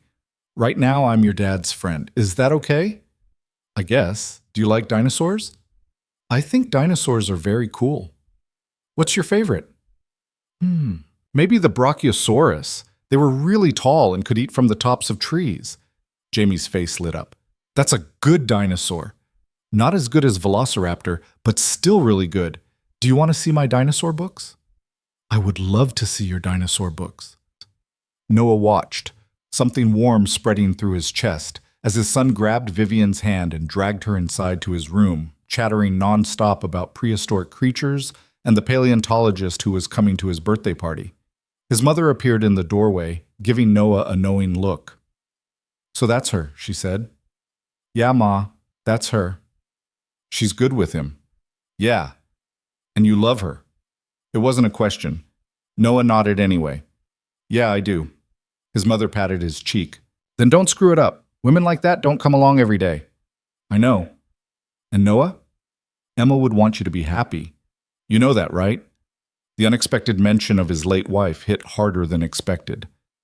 "I think about that sometimes, whether she'd be okay with this." "She'd be thrilled. That girl loved you more than anything, and the one thing she'd want is for you to live fully. Not just survive, but live." Noah hugged his mother, grateful for her wisdom and matter-of-fact approach to complicated emotions.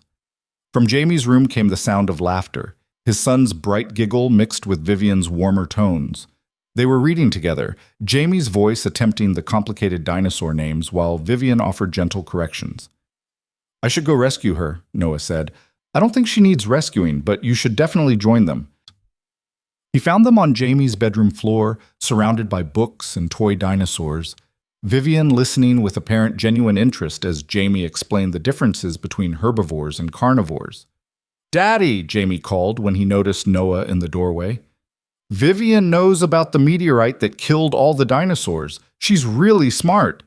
"She is really smart," Noah agreed, settling onto the floor beside them. They spent the next hour in that space, reading books, building elaborate dinosaur scenarios with Jamie's toys, listening to a 5-year-old's endless stream of consciousness about prehistoric life. Vivian never once seemed bored or patronizing. She asked questions, laughed at Jamie's jokes, and treated him like a person whose thoughts mattered. Eventually, Jamie's energy started to flag, the excitement of the day catching up with him. "Buddy, why don't you go wash up for dinner?" Noah suggested. "But I'm not tired." "I didn't say you were tired. I said wash up for dinner." "Oh, okay."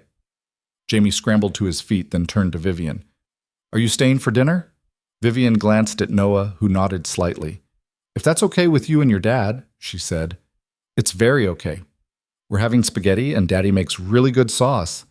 After Jamie disappeared into the bathroom, Vivian sat back against Jamie's bed, looking slightly dazed. "He's wonderful," she said softly. "He's a lot. He's perfect. Exhausting, but perfect." Noah helped her to her feet.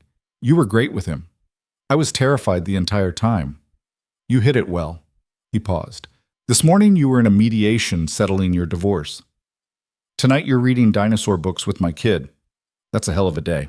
"The best day I've had in months, honestly." Vivian smiled.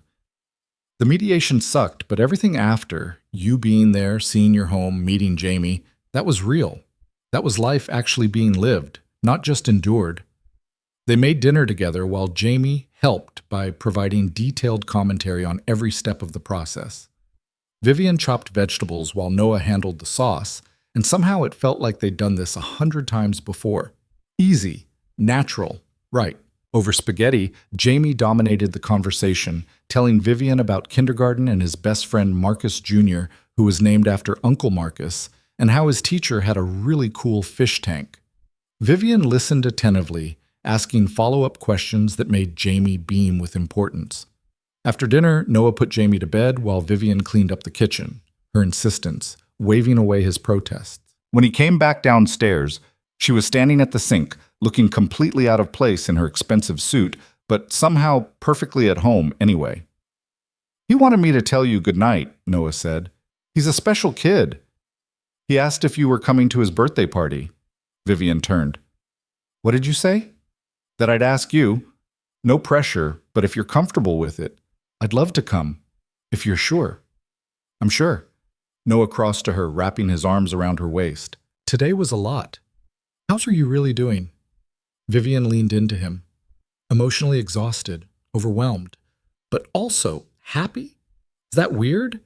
My divorce settlement happened today, and all I can think about is how right it felt to be here with you and Jamie." "Not weird. Or if it is, we're both weird together. I should probably go soon. It's getting late and I have a 2-hour drive back to Marcus's." "Or Noah said carefully. You could stay. Guest room, no expectations. I just don't love the idea of you driving that far when you're exhausted. Are you sure? Positive. I'll even lend you something to sleep in that isn't a designer suit. Vivian laughed. Okay, thank you. Noah set her up in the guest room, really just a spare room with a bed and boxes of stuff he hadn't found homes for yet.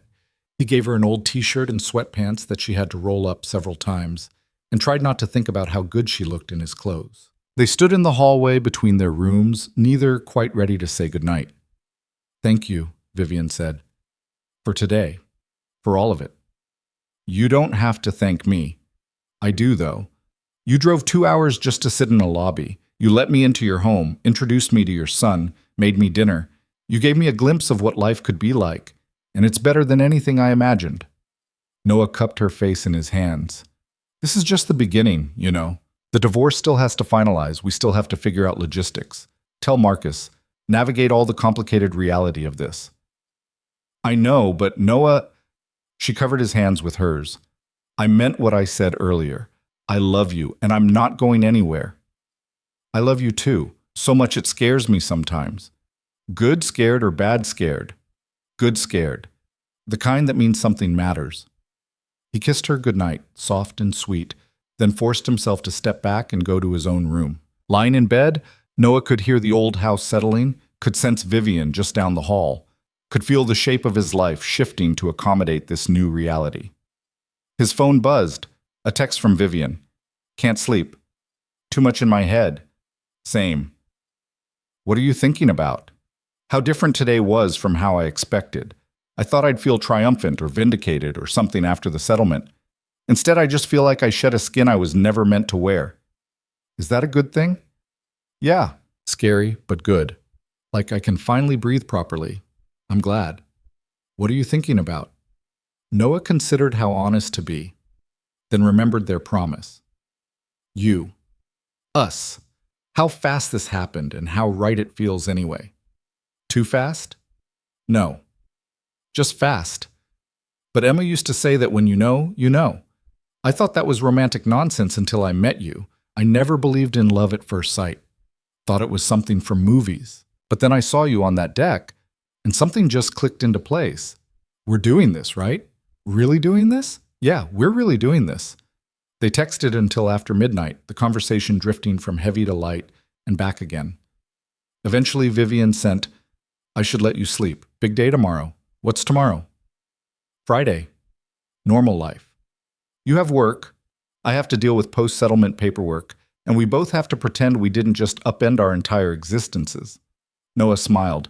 Think we can pull it off? Not even a little bit, but it'll be fun trying. Good night, Vivian. I love you. I love you too. Sweet dreams. Noah set his phone aside, staring at the ceiling, trying to process everything that had happened in the span of one day. This morning, he'd been a single father and small business owner whose life ran on careful routine.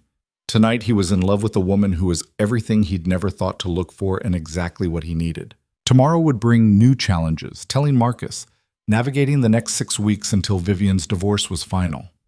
Figuring out how to blend their vastly different worlds into something that worked for both of them, and most importantly, for Jamie. But tonight, lying in his house with the woman he loved sleeping down the hall, and his son safe in the next room, Noah felt something he hadn't felt in 3 years. Complete. Not just surviving anymore, but actually living. Building something new from the foundation of who he'd been and who he was becoming. And for the first time since Emma died, the future looked not just bearable, but bright. Morning came too early and not early enough. Noah woke to the sound of Jamie's footsteps thundering down the hallway, his son's voice carrying through the house in a stage whisper that was somehow louder than normal volume. Daddy, is Vivian still here? Can I wake her up? I want to show her my rock collection. Noah intercepted his son before he could barrel into the guest room. Buddy, let's let her sleep a little longer, okay? How about you and I make breakfast? Jamie's face scrunched in thought. Can we make pancakes? The ones with the chocolate chips? Sure, but quietly, like ninjas making pancakes. Ninja pancakes, Jamie whisper shouted, which defeated the entire purpose, but at least showed effort. They crept downstairs together, Jamie taking his ninja mission very seriously by walking on exaggerated tiptoes. Noah got him set up with a bowl and measuring cups, letting him help mix the batter while trying not to think about the woman sleeping in his guest room wearing his old college t-shirt. Except he was absolutely thinking about how she'd looked last night with her hair down and face scrubbed clean of makeup, more beautiful in her vulnerability than any polished version she showed the world. About the way she'd laughed at Jamie's terrible knock-knock jokes and asked genuine questions about his dinosaur facts. About the fact that she'd said she loved him, and he'd said it back, and now they had to figure out what that meant in the harsh light of day. "Daddy, you're not listening," Jamie complained, tugging on his sleeve. "Sorry, bud. What did you say?" I said, "Do you think Vivian likes chocolate chip pancakes?" "What if she doesn't like chocolate? What if she's one of those people who doesn't like chocolate and we made the wrong breakfast?" Noah smiled, recognizing his own anxiety reflected in his son's rambling. "I think she'll love whatever we make. And if she doesn't like chocolate, she can pick them out." "That's silly. Why would anyone not like chocolate?" "Good question." They were flipping the third batch when Vivian appeared in the kitchen doorway, looking sleep-rumpled and soft in Noah's oversized clothes. Her hair was tangled, there were pillow creases on her cheek, and Noah thought she'd never looked more perfect. "Good morning," she said, her voice still rough with sleep. "Vivian, we made ninja pancakes," Jamie announced proudly, abandoning all pretense of quiet. "Ninja pancakes? That sounds very impressive. They have chocolate chips, and we were super quiet making them. Except Daddy dropped a spoon and I laughed really loud, but mostly we were quiet like ninjas." Vivian's eyes met Noah's over Jamie's head, sparkling with amusement. "Well, I'm honored to eat ninja pancakes. Thank you for letting me sleep." "Coffee?" Noah offered, already reaching for a mug. "Please. I don't think I'm fully conscious yet." They ate breakfast together at Noah's small kitchen table, Jamie providing running commentary on everything from the quality of the pancakes to the bird he could see through the window to his upcoming birthday party. Vivian listened with apparent genuine interest, asking questions and laughing in all the right places. Noah watched them interact, something warm and terrifying settling in his chest. This could be his life. This easy domesticity, these quiet morning moments, this blending of his world with someone who fit into it so naturally, it scared him. After breakfast, Vivian reluctantly said she needed to get back to Marcus's house, deal with the mountain of post-mediation paperwork, and change into something other than Noah's clothes. "Though I'm keeping these," she said, gesturing to the sweatpants. "They're extremely comfortable, and I'm claiming them as girlfriend privileges." "Girlfriend privileges," Noah repeated, acutely aware of Jamie playing with his dinosaurs in the next room. "Is that what we're calling it? Unless you have a better term, because woman I'm falling in love with while she navigates a messy divorce doesn't exactly roll off the tongue." "Girlfriend works," Noah said, pulling her close. "But we should probably tell Marcus soon before he figures it out on his own." Vivian groaned. "He's going to be weird about it." "Definitely. And protective." "Absolutely. And probably try to give us both the talk about not hurting each other." "Without question." Noah kissed her forehead. "But he'll also be happy for us. Eventually, after the initial shock wears off." "When do you want to tell him?" "This weekend? Jamie's party is Saturday. Maybe Sunday when things calm down?" Vivian nodded. "Okay, Sunday. We'll tell him together." She gathered her things while Noah walked her to her car, the sleek Tesla that looked absurdly out of place on his street. Neighbors were definitely going to talk. Mrs. Chen was already peering through her curtains with unconcealed interest. "I'll see you tomorrow?" Vivian asked. "At the party?" 2:00. Fair warning, it's going to be chaos. 20 kindergartners hopped up on sugar and a paleontologist who takes his job very seriously. "I can handle chaos. I ran a startup, remember? This is a different kind of chaos." Vivian kissed him, soft and sweet, then whispered against his lips, "I love you. Even your chaotic dinosaur parties." "I love you too. Drive safe." He watched her pull away, then turned to find Jamie standing in the doorway, clutching his favorite Triceratops. "Daddy, is Vivian your girlfriend?" Noah took a breath. Here it was, the moment he'd been both anticipating and dreading. "Yeah, buddy, she is. Is that okay with you?" Jamie considered this seriously. "Does that mean she's going to be around a lot?" "Maybe, if that's okay with you." Will she come to more dinners and read more dinosaur books? Probably. Okay, that's good then. Jamie paused. Is she going to be my new mommy? Noah's heart clenched. No, bud. You had a mommy, and nobody can replace her. Vivian is different. She's someone who cares about both of us and wants to spend time with us. But she could be like an extra person who loves me, like Grandma and Grandpa, but different. Yeah, exactly like that. Jamie seemed to find this acceptable and wandered back inside to his dinosaurs, apparently unbothered by the significant shift in his father's romantic life. Noah wished he could handle change with such 5-year-old flexibility. The rest of the day passed in a blur of final party preparations. Noah finished the custom desk for Jamie, wrapped it carefully, and hid it in his workshop. His mother came by with decorations, tutting over the state of his house, and cleaning things that didn't need cleaning while offering pointed comments about the expensive car she'd seen leaving that morning. Ma, don't start. I'm not starting anything. I'm just observing. Your observations have a tone. My observations have concern. You're moving fast with this woman. I know. And Jamie's already getting attached. I know that too. His mother softened, patting his cheek. But I also see how you look at her. Like she hung the moon. I haven't seen you look at anyone like that since Emma. Is that a bad thing? No, honey. It's a beautiful thing. Just be careful with both your hearts, yours, and Jamie's. I will, I promise. Saturday arrived with perfect autumn weather, crisp and sunny, ideal for an outdoor party. Noah's small backyard filled up quickly with kindergartners and their parents, the rented bounce house immediately becoming the center of attention.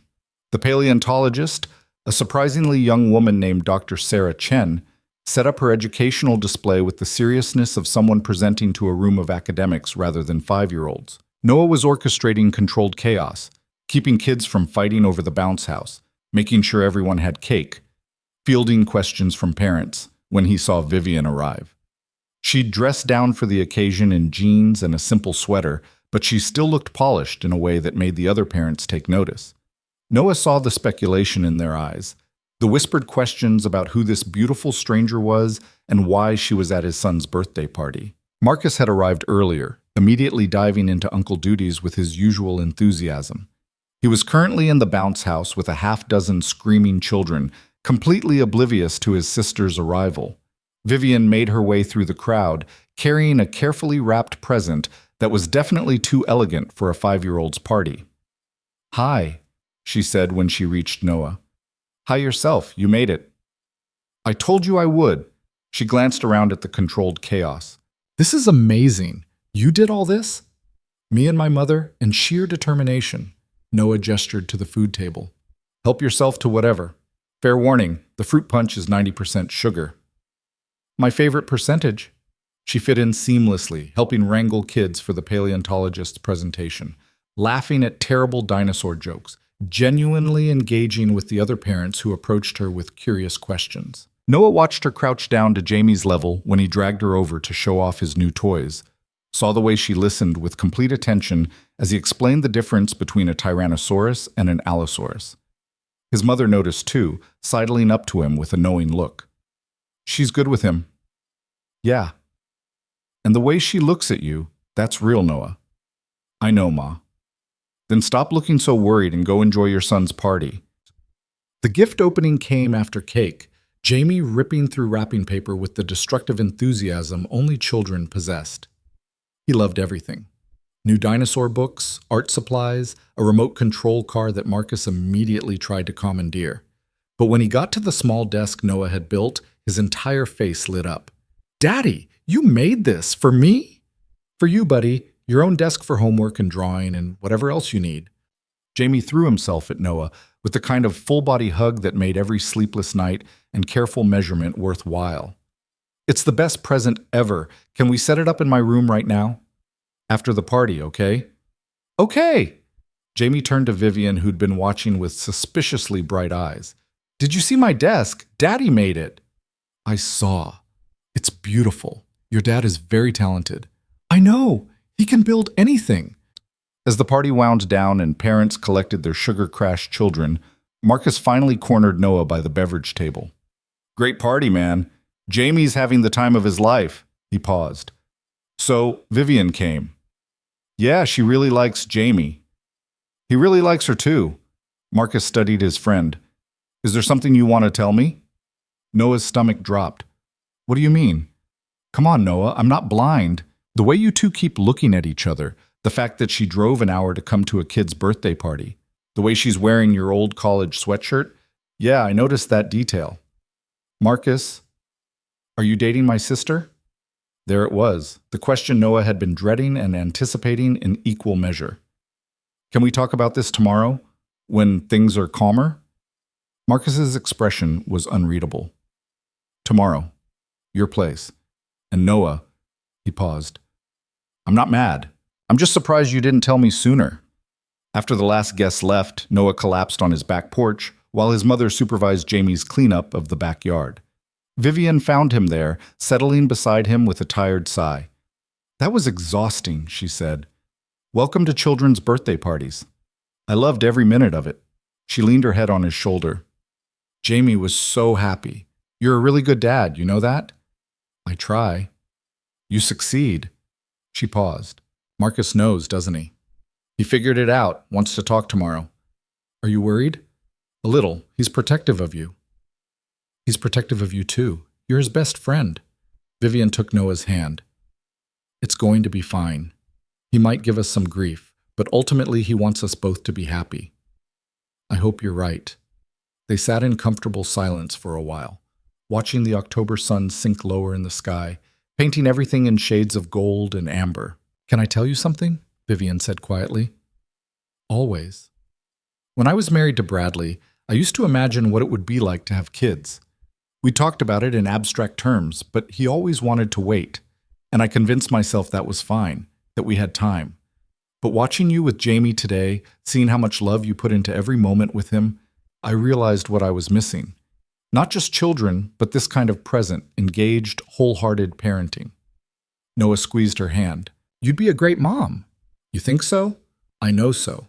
You're patient, kind, genuinely interested in what kids have to say. Jamie adores you, and he's a pretty good judge of character. I adore him too. Vivian turned to look at Noah.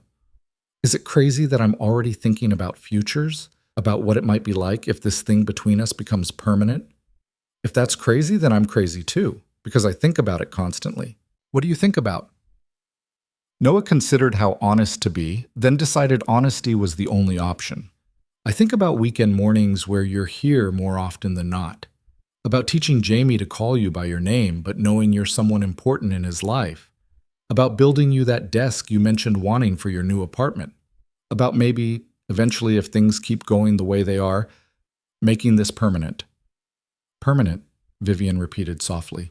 Like marriage? Eventually, if you wanted that. I'm not proposing right now. It's way too soon and you're still technically married to someone else. But yeah, I can see a future where that's where this heads. Vivian kissed him, deep and slow, pouring everything she couldn't say into the connection. When they broke apart, both breathing hard, she rested her forehead against his. I want that too, she whispered. All of it. The weekend mornings and the permanence and the building a life together. I know it's fast and probably not what my therapist would advise, but I've never been more sure of anything.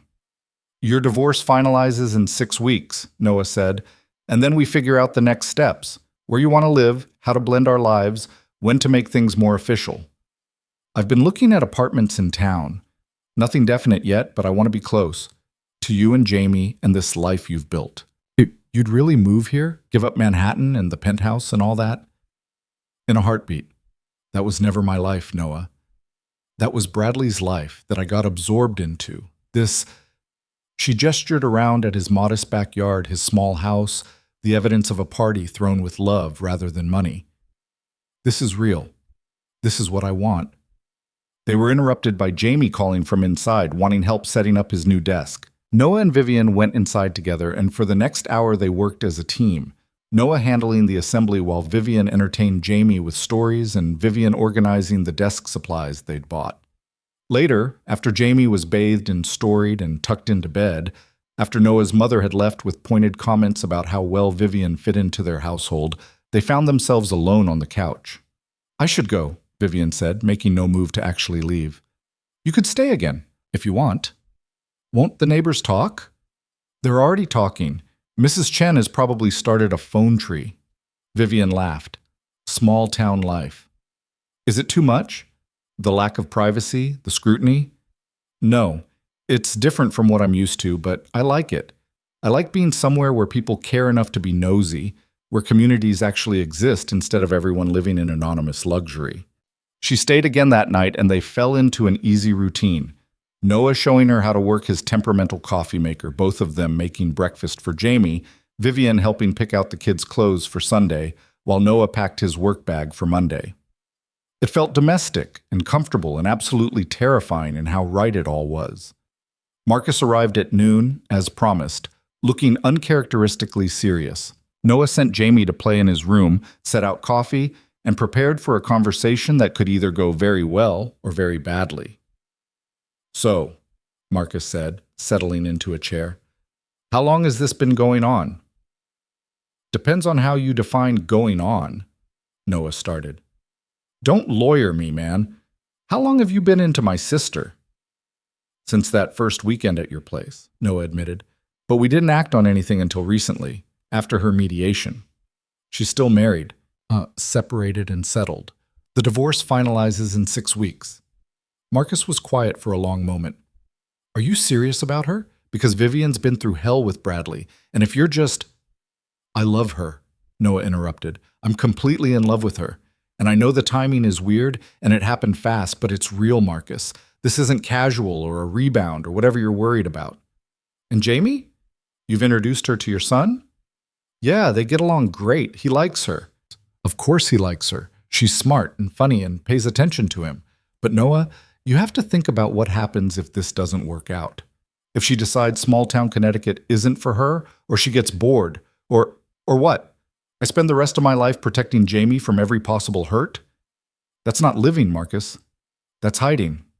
Marcus sighed. I'm not trying to be a dick here.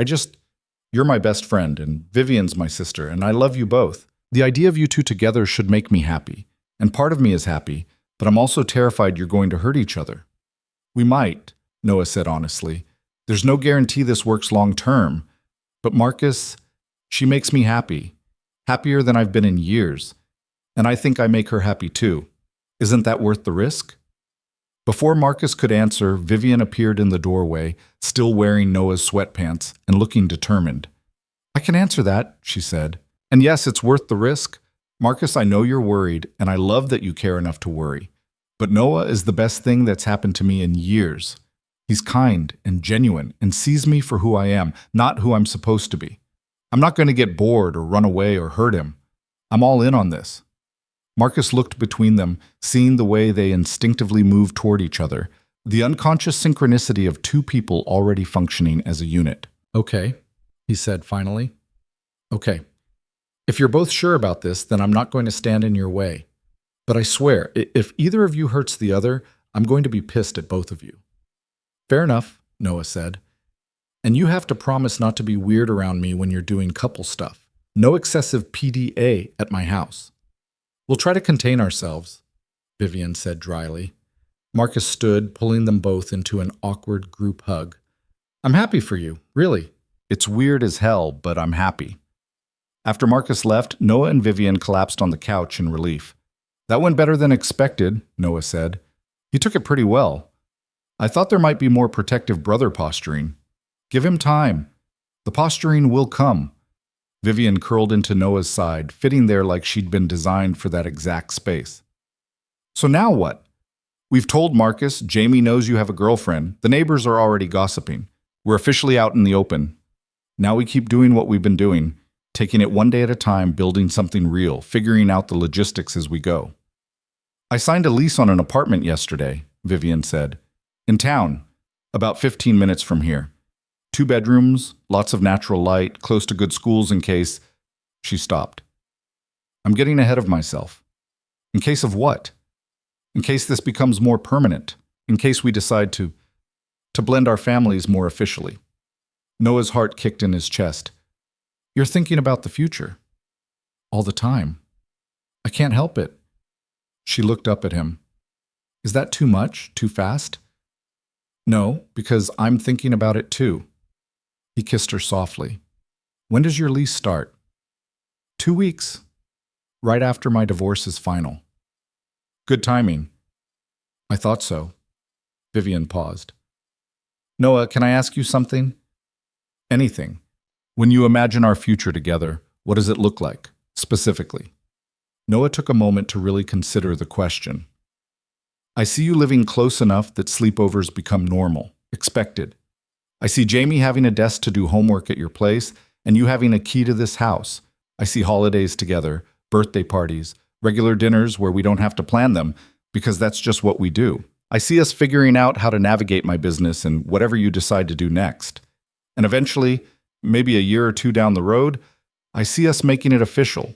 Getting married, combining households, building a life that's completely ours.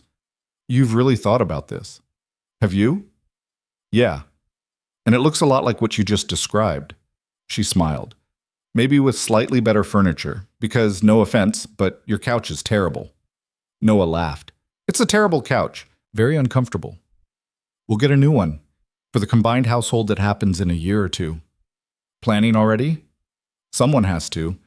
You're good at building things, but I'm good at planning them. They spent the rest of Sunday in that space, half planning, half dreaming, fully present in the reality of what they were building together.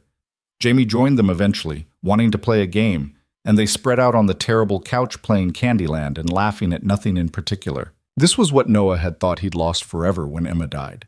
Not the specific shape of it, but the feeling, the warmth of family, the ease of companionship, the sense that life was more than just survival. He'd been wrong to think it was gone forever. It had just been waiting for the right person to bring it back. That night, after Vivian had left and Jamie was asleep, Noah stood in his small house and let himself feel the full weight of what was happening. He was in love with Vivian Hale. She was in love with him. They were building a future together despite all logic and reason suggesting they should slow down, be careful, protect themselves from potential hurt. But sometimes the best things in life required risk, required faith, required believing that despite the odds, despite the complications, despite the 1,000 ways it could go wrong, sometimes it went spectacularly right. His phone buzzed. A text from Vivian. Home safe. Already missing you and your terrible couch. Missing you too. Even though you insulted my furniture, I insulted it with love. There's a difference. Fair point. What are you doing this week? Finalizing the apartment lease, meeting with my financial advisor about the post-divorce portfolio restructuring, looking at options for the foundation I want to start. The usual post-marriage chaos. Want company for any of it? All of it. But you have work, and Jamie has school, and we can't spend every minute together even though I want to. Weekend, then. You can start moving into your new place and I'll help. You're going to help me move? That's what boyfriends do. There was a long pause. Then, I love you, Noah Carter. I love you too, Vivian Hale. Soon to be Vivian Hale again, officially. No more Whitmore. Good. Whitmore never suited you anyway. How do you think Carter sounds? Noah's breath caught. Are you asking what I think you're asking? No. Not yet. Just trying it out in my head. Vivian Carter. It has a nice ring to it. It has a perfect ring to it. Someday? Definitely someday. Noah went to bed that night with a smile on his face and hope in his heart. 6 weeks until Vivian's divorce was final. 6 weeks until they could stop qualifying their relationship with words like technically and almost. Is 6 weeks until they could start planning a future without the shadow of her past hanging over them. It felt like both an eternity and no time at all. But Noah had learned patience the hard way. He'd learned that good things took time, that foundations needed to be solid before you built on them, that rushing led to cracks that might not show until it was too late. So he'd wait. They both would. And in the meantime, they'd keep doing what they'd been doing, building something real, one day at a time, one honest conversation at a time, one shared moment at a time. Until someday became today, and the future they were imagining became the present they were living. It was enough, more than enough. It was everything. The 6 weeks between Vivian's settlement and her divorce finalization passed in a strange rhythm, simultaneously crawling and racing, each day feeling both endless and too short. Noah fell into a pattern he hadn't experienced since Emma was alive, structuring his life around someone else's presence, making space for another person in the carefully constructed routine he'd built for himself and Jamie. Vivian moved into her new apartment 3 weeks before the divorce was final, and Noah kept his promise to help. He showed up on a Saturday morning with his truck, Jamie in tow, ready to haul boxes and assemble furniture. What he found was a sleek two-bedroom in a renovated historic building, all exposed brick and hardwood floors, with windows that let in floods of natural light. "It's beautiful," he said, standing in the empty living room while Jamie immediately began exploring every corner. "It's mine," Vivian said, and there was wonder in her voice. "Not Bradley's family property, not a hotel room, not my brother's guest room. Mine." "How does it feel?" "Terrifying, liberating, like I'm 18 again and moving into my first dorm room, except with significantly better credit and worse emotional baggage." Jamie came running back at, "Vivian, you have 2 bathrooms. That's so many bathrooms." "I know. Isn't it excessive?" "What's excessive mean?" "It means maybe more than I need," Vivian explained, crouching to his level. "But sometimes it's nice to have extra space." "Daddy says our house is small but cozy." "Your daddy's right. Cozy is good." They spent the day unpacking boxes, assembling furniture that came with incomprehensible instructions, and slowly transforming empty rooms into a home. Noah hung curtain rods while Vivian organized books. Jamie helped by providing commentary and arranging her throw pillows into elaborate forts. Marcus showed up around noon with pizza and unsolicited advice about furniture placement, immediately contradicting every decision they'd made. The 4 of them sat on the floor eating directly from boxes because Vivian's dining table hadn't been delivered yet, and Noah felt something settle in his chest. This was his family now, not replacing what he'd lost with Emma, but expanding what existed. Jamie between him and Vivian, Marcus sprawled across the new rug making terrible jokes, all of them together in this space that represented new beginnings. "You know what this place needs?" Marcus said through a mouthful of pepperoni. "Your opinion?" Vivian asked dryly. "A deck. Every good home needs a deck." Noah laughed. "Your sister lives on the 3rd floor." "A balcony then. Same principle." "There's a balcony. It came with the apartment." "Is it a good balcony? Does it need repairs? Because I know a guy who's excellent with wood." "Subtle," Noah said. "I'm just saying, if you wanted to build Vivian some custom balcony furniture, I wouldn't object." "Noted." Later, after Marcus left and Jamie had crashed on Vivian's new couch from the exhaustion of helping all day, Noah and Vivian stood on the small balcony looking out over the town. November had arrived with its usual gray chill, the trees now bare, winter threatening at the edges of every sunset. 3 more weeks, Vivian said quietly. Noah knew what she meant. 3 weeks until the divorce was final, until the last legal tie to Bradley Whitmore was severed, until she was completely free to move forward. "How are you feeling about it?" "Ready. So ready." She leaned into him. "My lawyer says there shouldn't be any surprises. The settlement's done, the paperwork's filed, it's just waiting for the judge's signature. And then it's over." "Any regrets?" "About the divorce?" "None." "About the marriage?" She paused. "I regret the time I wasted trying to make it work, but I don't regret the lessons. I learned what I don't want, what I won't accept, what I deserve." "And what do you deserve?" Vivian turned to face him. "Honesty. Respect. Someone who sees me as a partner, not an accessory. Someone who shows up consistently, not just when it's convenient." She touched his face. "Someone like you." Noah kissed her, soft and slow, pouring months of restrained wanting into the connection. When they broke apart, both breathing harder, he rested his forehead against hers. "I have something I want to ask you," he said.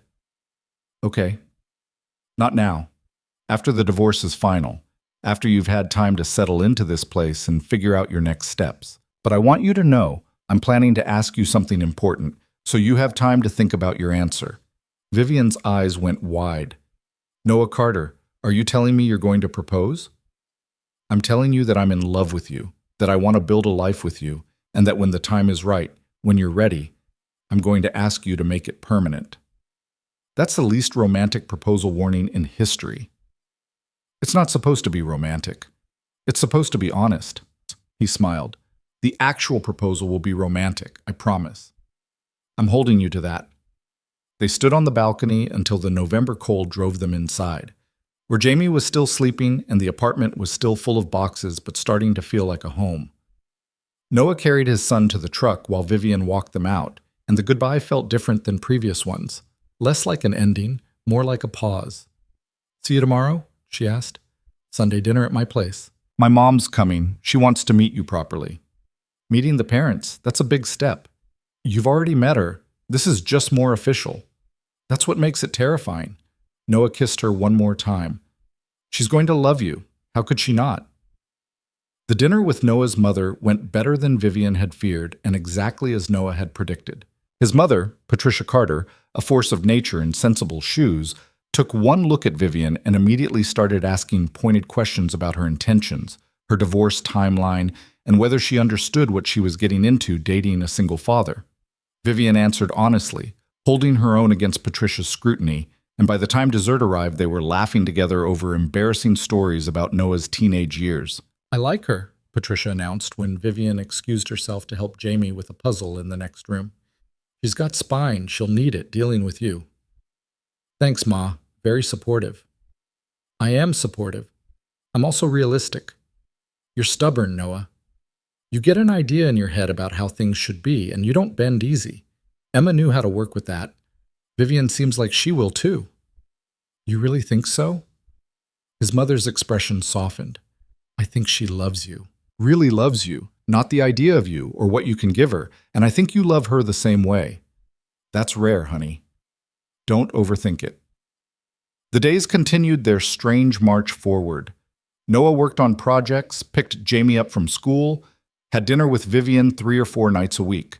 She started consulting for an educational nonprofit, laying groundwork for the foundation she wanted to build. They fell into routines that felt both new and ancient. Grocery shopping together on Sundays, Jamie's homework at Vivian's dining table, movie nights where Marcus inevitably fell asleep, and they talked until midnight. 2 weeks before the divorce finalization, Vivian got a call from her lawyer. Noah was at her apartment when it happened, installing the custom bookshelf he'd built for her office. He heard her voice change, saw her face go pale, and immediately crossed to her side. What is it? He asked when she hung up. Bradley's contesting the settlement. Last minute. His lawyers filed an emergency motion claiming new evidence that I hid assets during the marriage. That's bullshit. Of course it's bullshit, but it delays everything. My lawyer says we'll have to go back to mediation, possibly court if he pushes it. Could be another 3 months, maybe 6. Noah watched her sink onto the couch, watched the weight of it settle on her shoulders. All the progress, all the moving forward, potentially stalled by a vindictive ex-husband's final power play. What do you need? He asked. I need him to just let me go. I need this to be over. I need... Her voice cracked.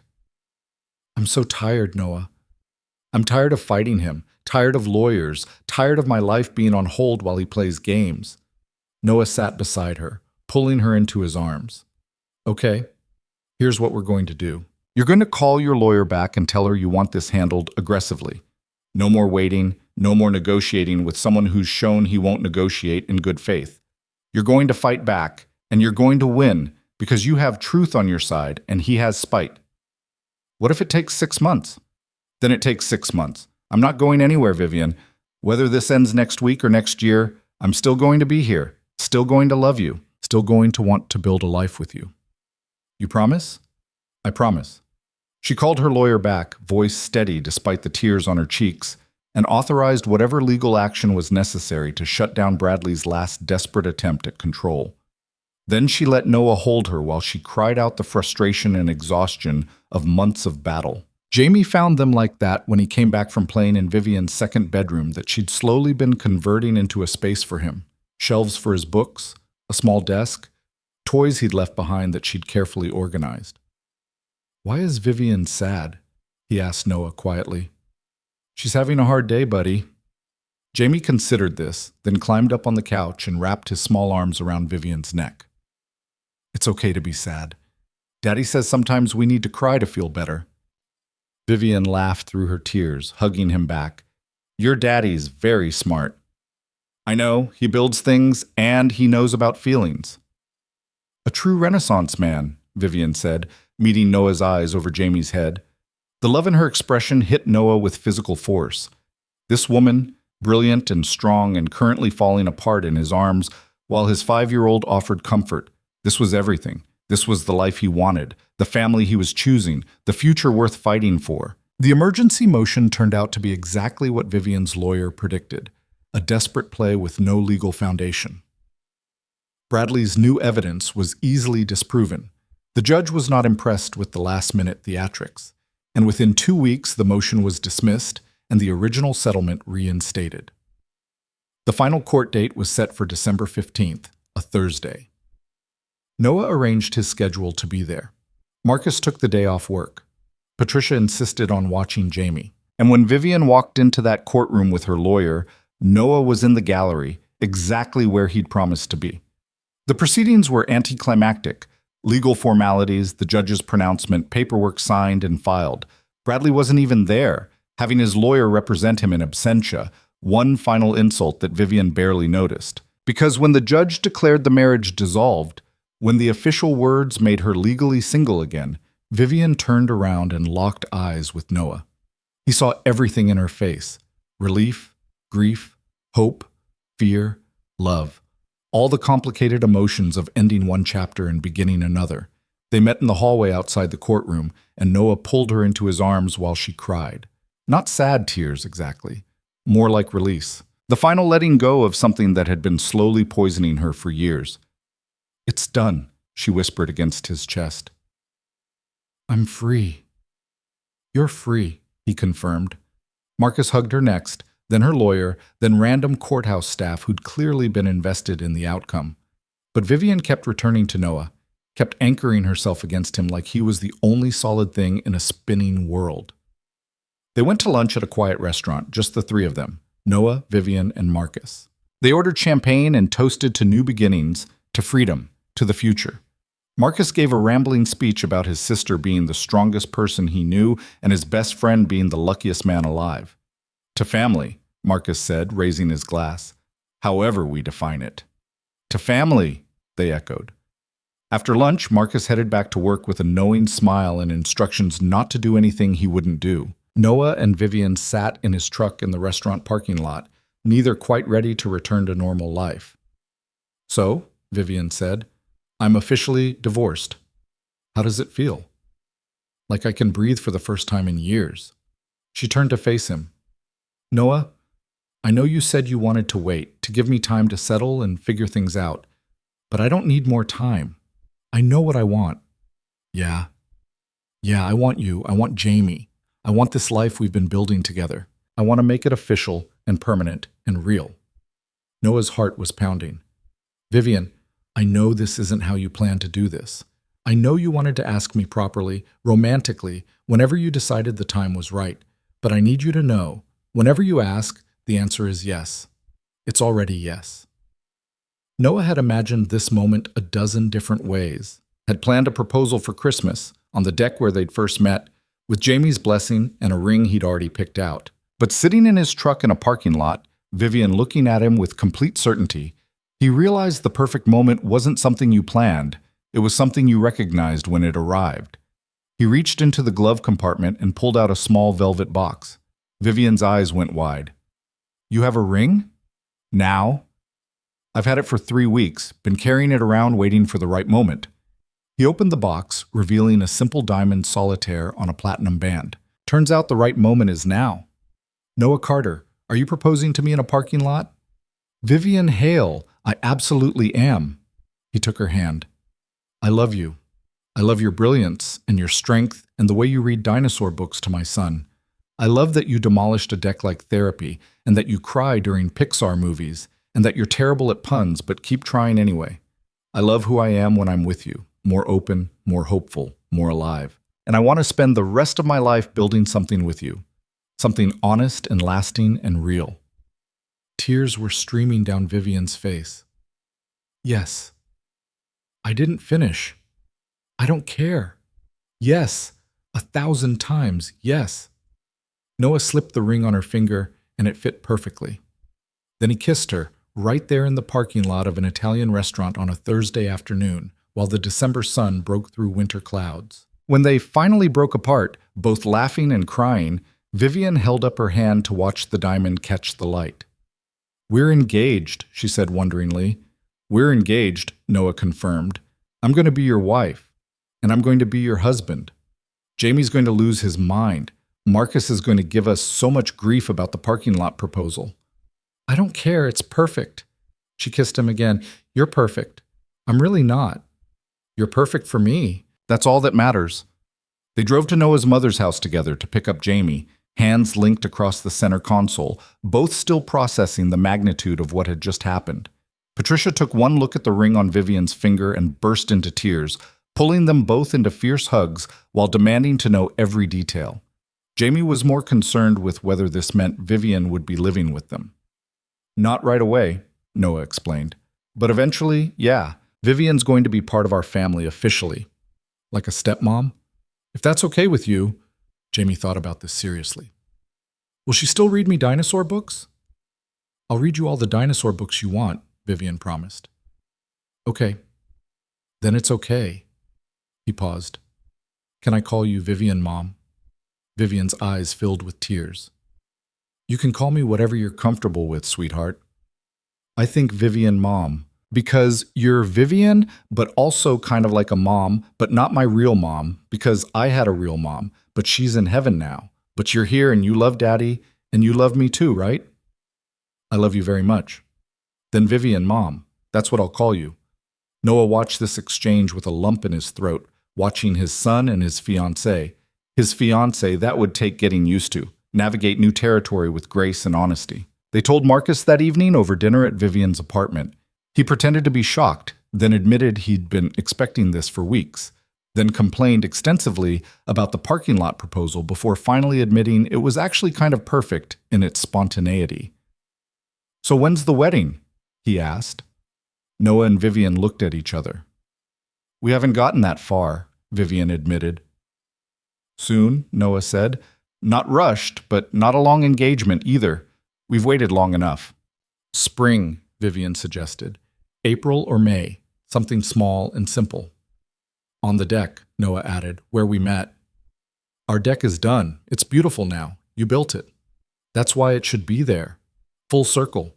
Marcus raised his glass. "To the happy couple. May your marriage be longer than your engagement and your love be stronger than my sister's terrible coffee." "My coffee is not terrible." "Your coffee could strip paint." "You drink it anyway." "Because I love you." "But it's still terrible." They laughed together, the three of them, and Noah felt the pieces of his life clicking into place, not replacing what he'd lost, but building something new alongside it. Emma would always be part of his story, always be Jamie's mother, always hold a place in his heart. But Vivian was his future, and there was room for both truths to exist together. The next few months passed in a blur of wedding planning and life reorganization. Vivian officially launched her education foundation, focusing on bringing adaptive learning technology to underfunded schools. Noah took on a bigger project, a full kitchen renovation that would keep him busy through winter. Jamie started first grade and informed everyone who would listen that his Vivian mom was going to marry his daddy. They decided on May 3rd for the wedding, a Saturday when spring would be fully arrived and the deck garden would be blooming. The guest list stayed small. Immediate family, close friends, Jamie's grandparents, a few of Vivian's business partners who'd become genuine friends. Marcus would officiate, having gotten ordained online specifically for this purpose. Vivian moved most of her things into Noah's house in March, keeping the apartment for her foundation's office. They converted the spare bedroom into a proper office for her while Jamie's room got expanded into what had been Noah's workshop space. Noah built a new workshop in the backyard, a project that took 6 weeks and involved Jamie's help every step of the way. The night before the wedding, Vivian stayed at Marcus's house per tradition, leaving Noah and Jamie alone for one last evening as just the two of them. "Are you excited about tomorrow?" Noah asked as he tucked his son into bed. "Yeah, Vivian Mom is going to live here all the time now, not just mostly time." "That's right.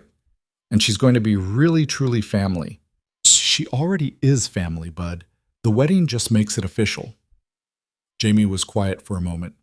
"Daddy, is it okay that I love Vivian Mom, even though I had a different mom before?" Noah's heart clenched. It's more than okay. It's beautiful. You have enough love for lots of people, and loving Vivian doesn't take anything away from Mommy Emma. They're different kinds of love, and both are important. I think Mommy Emma would like Vivian, Mom. I think so too. Because Vivian, Mom makes you smile a lot, and she makes good pancakes, and she knows about dinosaurs and business stuff. All very important qualities. Jamie yawned, his eyes already drifting closed. Tomorrow's going to be the best day ever. Yeah, buddy, I think it will be. Noah sat there until Jamie's breathing evened into sleep, then went downstairs to find his mother waiting in the kitchen. Nervous? She asked. Terrified, excited, all of it. That's how you should feel. Patricia poured them both tea. Emma would be happy for you, you know. She'd want this for you and Jamie. I know, I just wish... He stopped. I wish she could have met Vivian. I think they would have liked each other. I think so too. They're more similar than you might realize. Both strong, both brilliant, both stubborn enough to put up with you. Noah smiled. Thanks, Ma.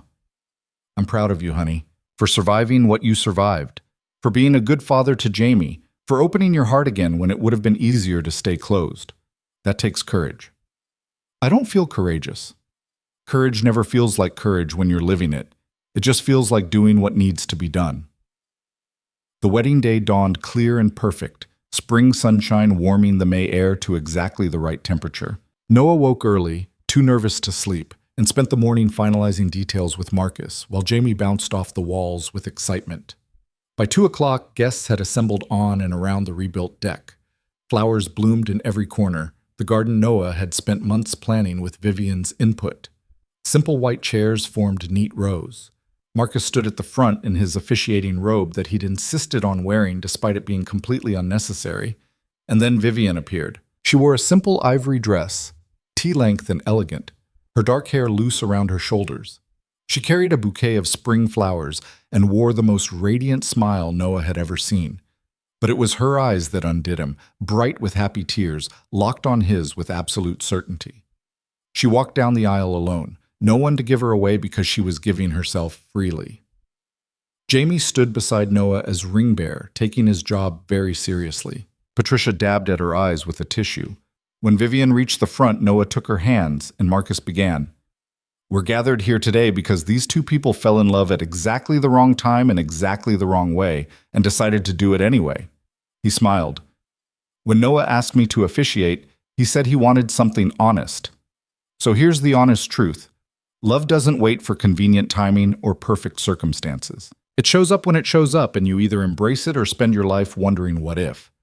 He continued talking about their journey, the deck that brought them together, the conversations that built their foundation, the choice to be vulnerable when it would have been safer to stay guarded. Noah barely heard the words, too focused on Vivian's face, on the way her hands trembled in his, on the absolute rightness of this moment. Noah, do you have vows? Marcus asked. Noah took a breath. Vivian, when I met you, I wasn't looking for love. I was just trying to get through each day, build a good life for my son, survive the hand I'd been dealt. But you changed everything. You reminded me that survival isn't the same as living. You showed me that opening your heart again doesn't diminish what came before. It honors it.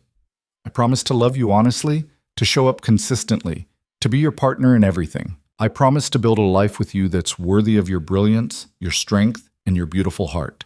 And I promise that every day I'll work to be the man you see when you look at me. Vivian was crying openly now. Noah, you gave me something I'd stopped believing existed, a love that's real and honest and sees me for who I actually am. You didn't care about my money or my status or my public image. You cared about me, the woman who cries during movies and demolishes decks and sends terrible puns at 2 a.m. You made me feel safe enough to fall apart and strong enough to rebuild. I promise to love you and Jamie with everything I have. I promise to be present, honest, and brave. And I promise that every single day I'll choose you. Today, tomorrow, always. Marcus had to pause for a moment, clearly fighting his own tears. Rings? Jamie stepped forward with the rings, his job executed perfectly. Noah slipped the wedding band onto Vivian's finger, and she did the same for him. By the power vested in me by the internet and the state of Connecticut, Marcus said, I now pronounce you husband and wife. Noah, kiss your bride before I start crying. Noah pulled Vivian close and kissed her to applause and cheers from their gathered loved ones. When they broke apart, both laughing through tears, Jamie threw his arms around both their legs, completing their family picture. The reception flowed into evening, good food, better conversation, dancing on the deck as the sun set and string lights came on overhead. Noah danced with his new wife, with his mother, with Jamie, who stood on his feet and giggled through an entire song. At one point, he found himself alone with Marcus at the edge of the deck, both watching Vivian teach Jamie some complicated dance move. You did good, Marcus said. We both did. She's happier than I've seen her in years, maybe ever. I'm going to spend the rest of my life trying to keep her that way. Just love her. That's all she needs. Marcus paused. And fix things when they break. Build her stuff. You're good at that. I can do that. As the evening deepened and guests began to leave, Noah and Vivian found themselves alone on the deck. The same spot where they'd first connected months ago, where she'd looked at him with tear-stained eyes, and he'd seen past the polished exterior to the woman underneath. Mrs. Carter, Noah said softly. Mr. Carter, Vivian replied, testing out the name. Actually, I think I'm keeping Hale professionally, Carter personally. Is that okay? Whatever makes you happy. You make me happy. She leaned into him. A year ago, I was trapped in a marriage that was killing me slowly. 6 months ago, I was drowning in a bitter divorce. And now I'm married to the man I love. Stepmother to an incredible kid, starting a foundation I'm passionate about, and standing on the deck where this all began. Funny how life works. It's not funny, it's miraculous. It's finding light in darkness and hope in grief and love when you've stopped looking for it. Noah kissed her forehead. I love you, Vivian Hale Carter. I love you too.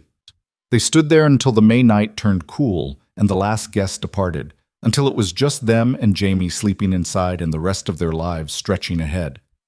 1 year later, almost to the day, Noah stood in the same spot on the same deck, this time watching Vivian chase a laughing Jamie through the garden while she held their 3-month-old daughter against her shoulder. Charlotte Emma Carter had arrived in February, a surprise that turned their world upside down in the best possible way. Vivian had been terrified of pregnancy at 41, convinced something would go wrong. But Noah had held her hand through every appointment, every moment of anxiety, every joyful milestone. And when Charlotte arrived, healthy and perfect, and already showing signs of her mother's determination, Vivian had cried tears of pure gratitude. Jamie adored his baby sister, treating her with a gentleness that made Noah's heart hurt. He'd started calling Vivian just Mom sometime around her second trimester, the transition so natural that none of them had noticed until Patricia pointed it out. Your family's growing, Marcus observed, appearing beside Noah with beers for both of them. Yeah, it is.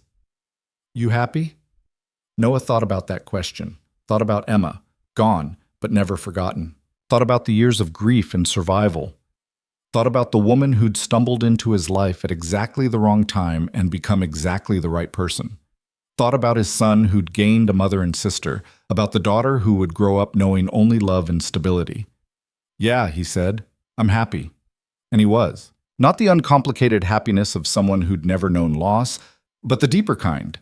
The happiness earned through surviving the unsurvivable, choosing to love again, building something new while honoring what came before.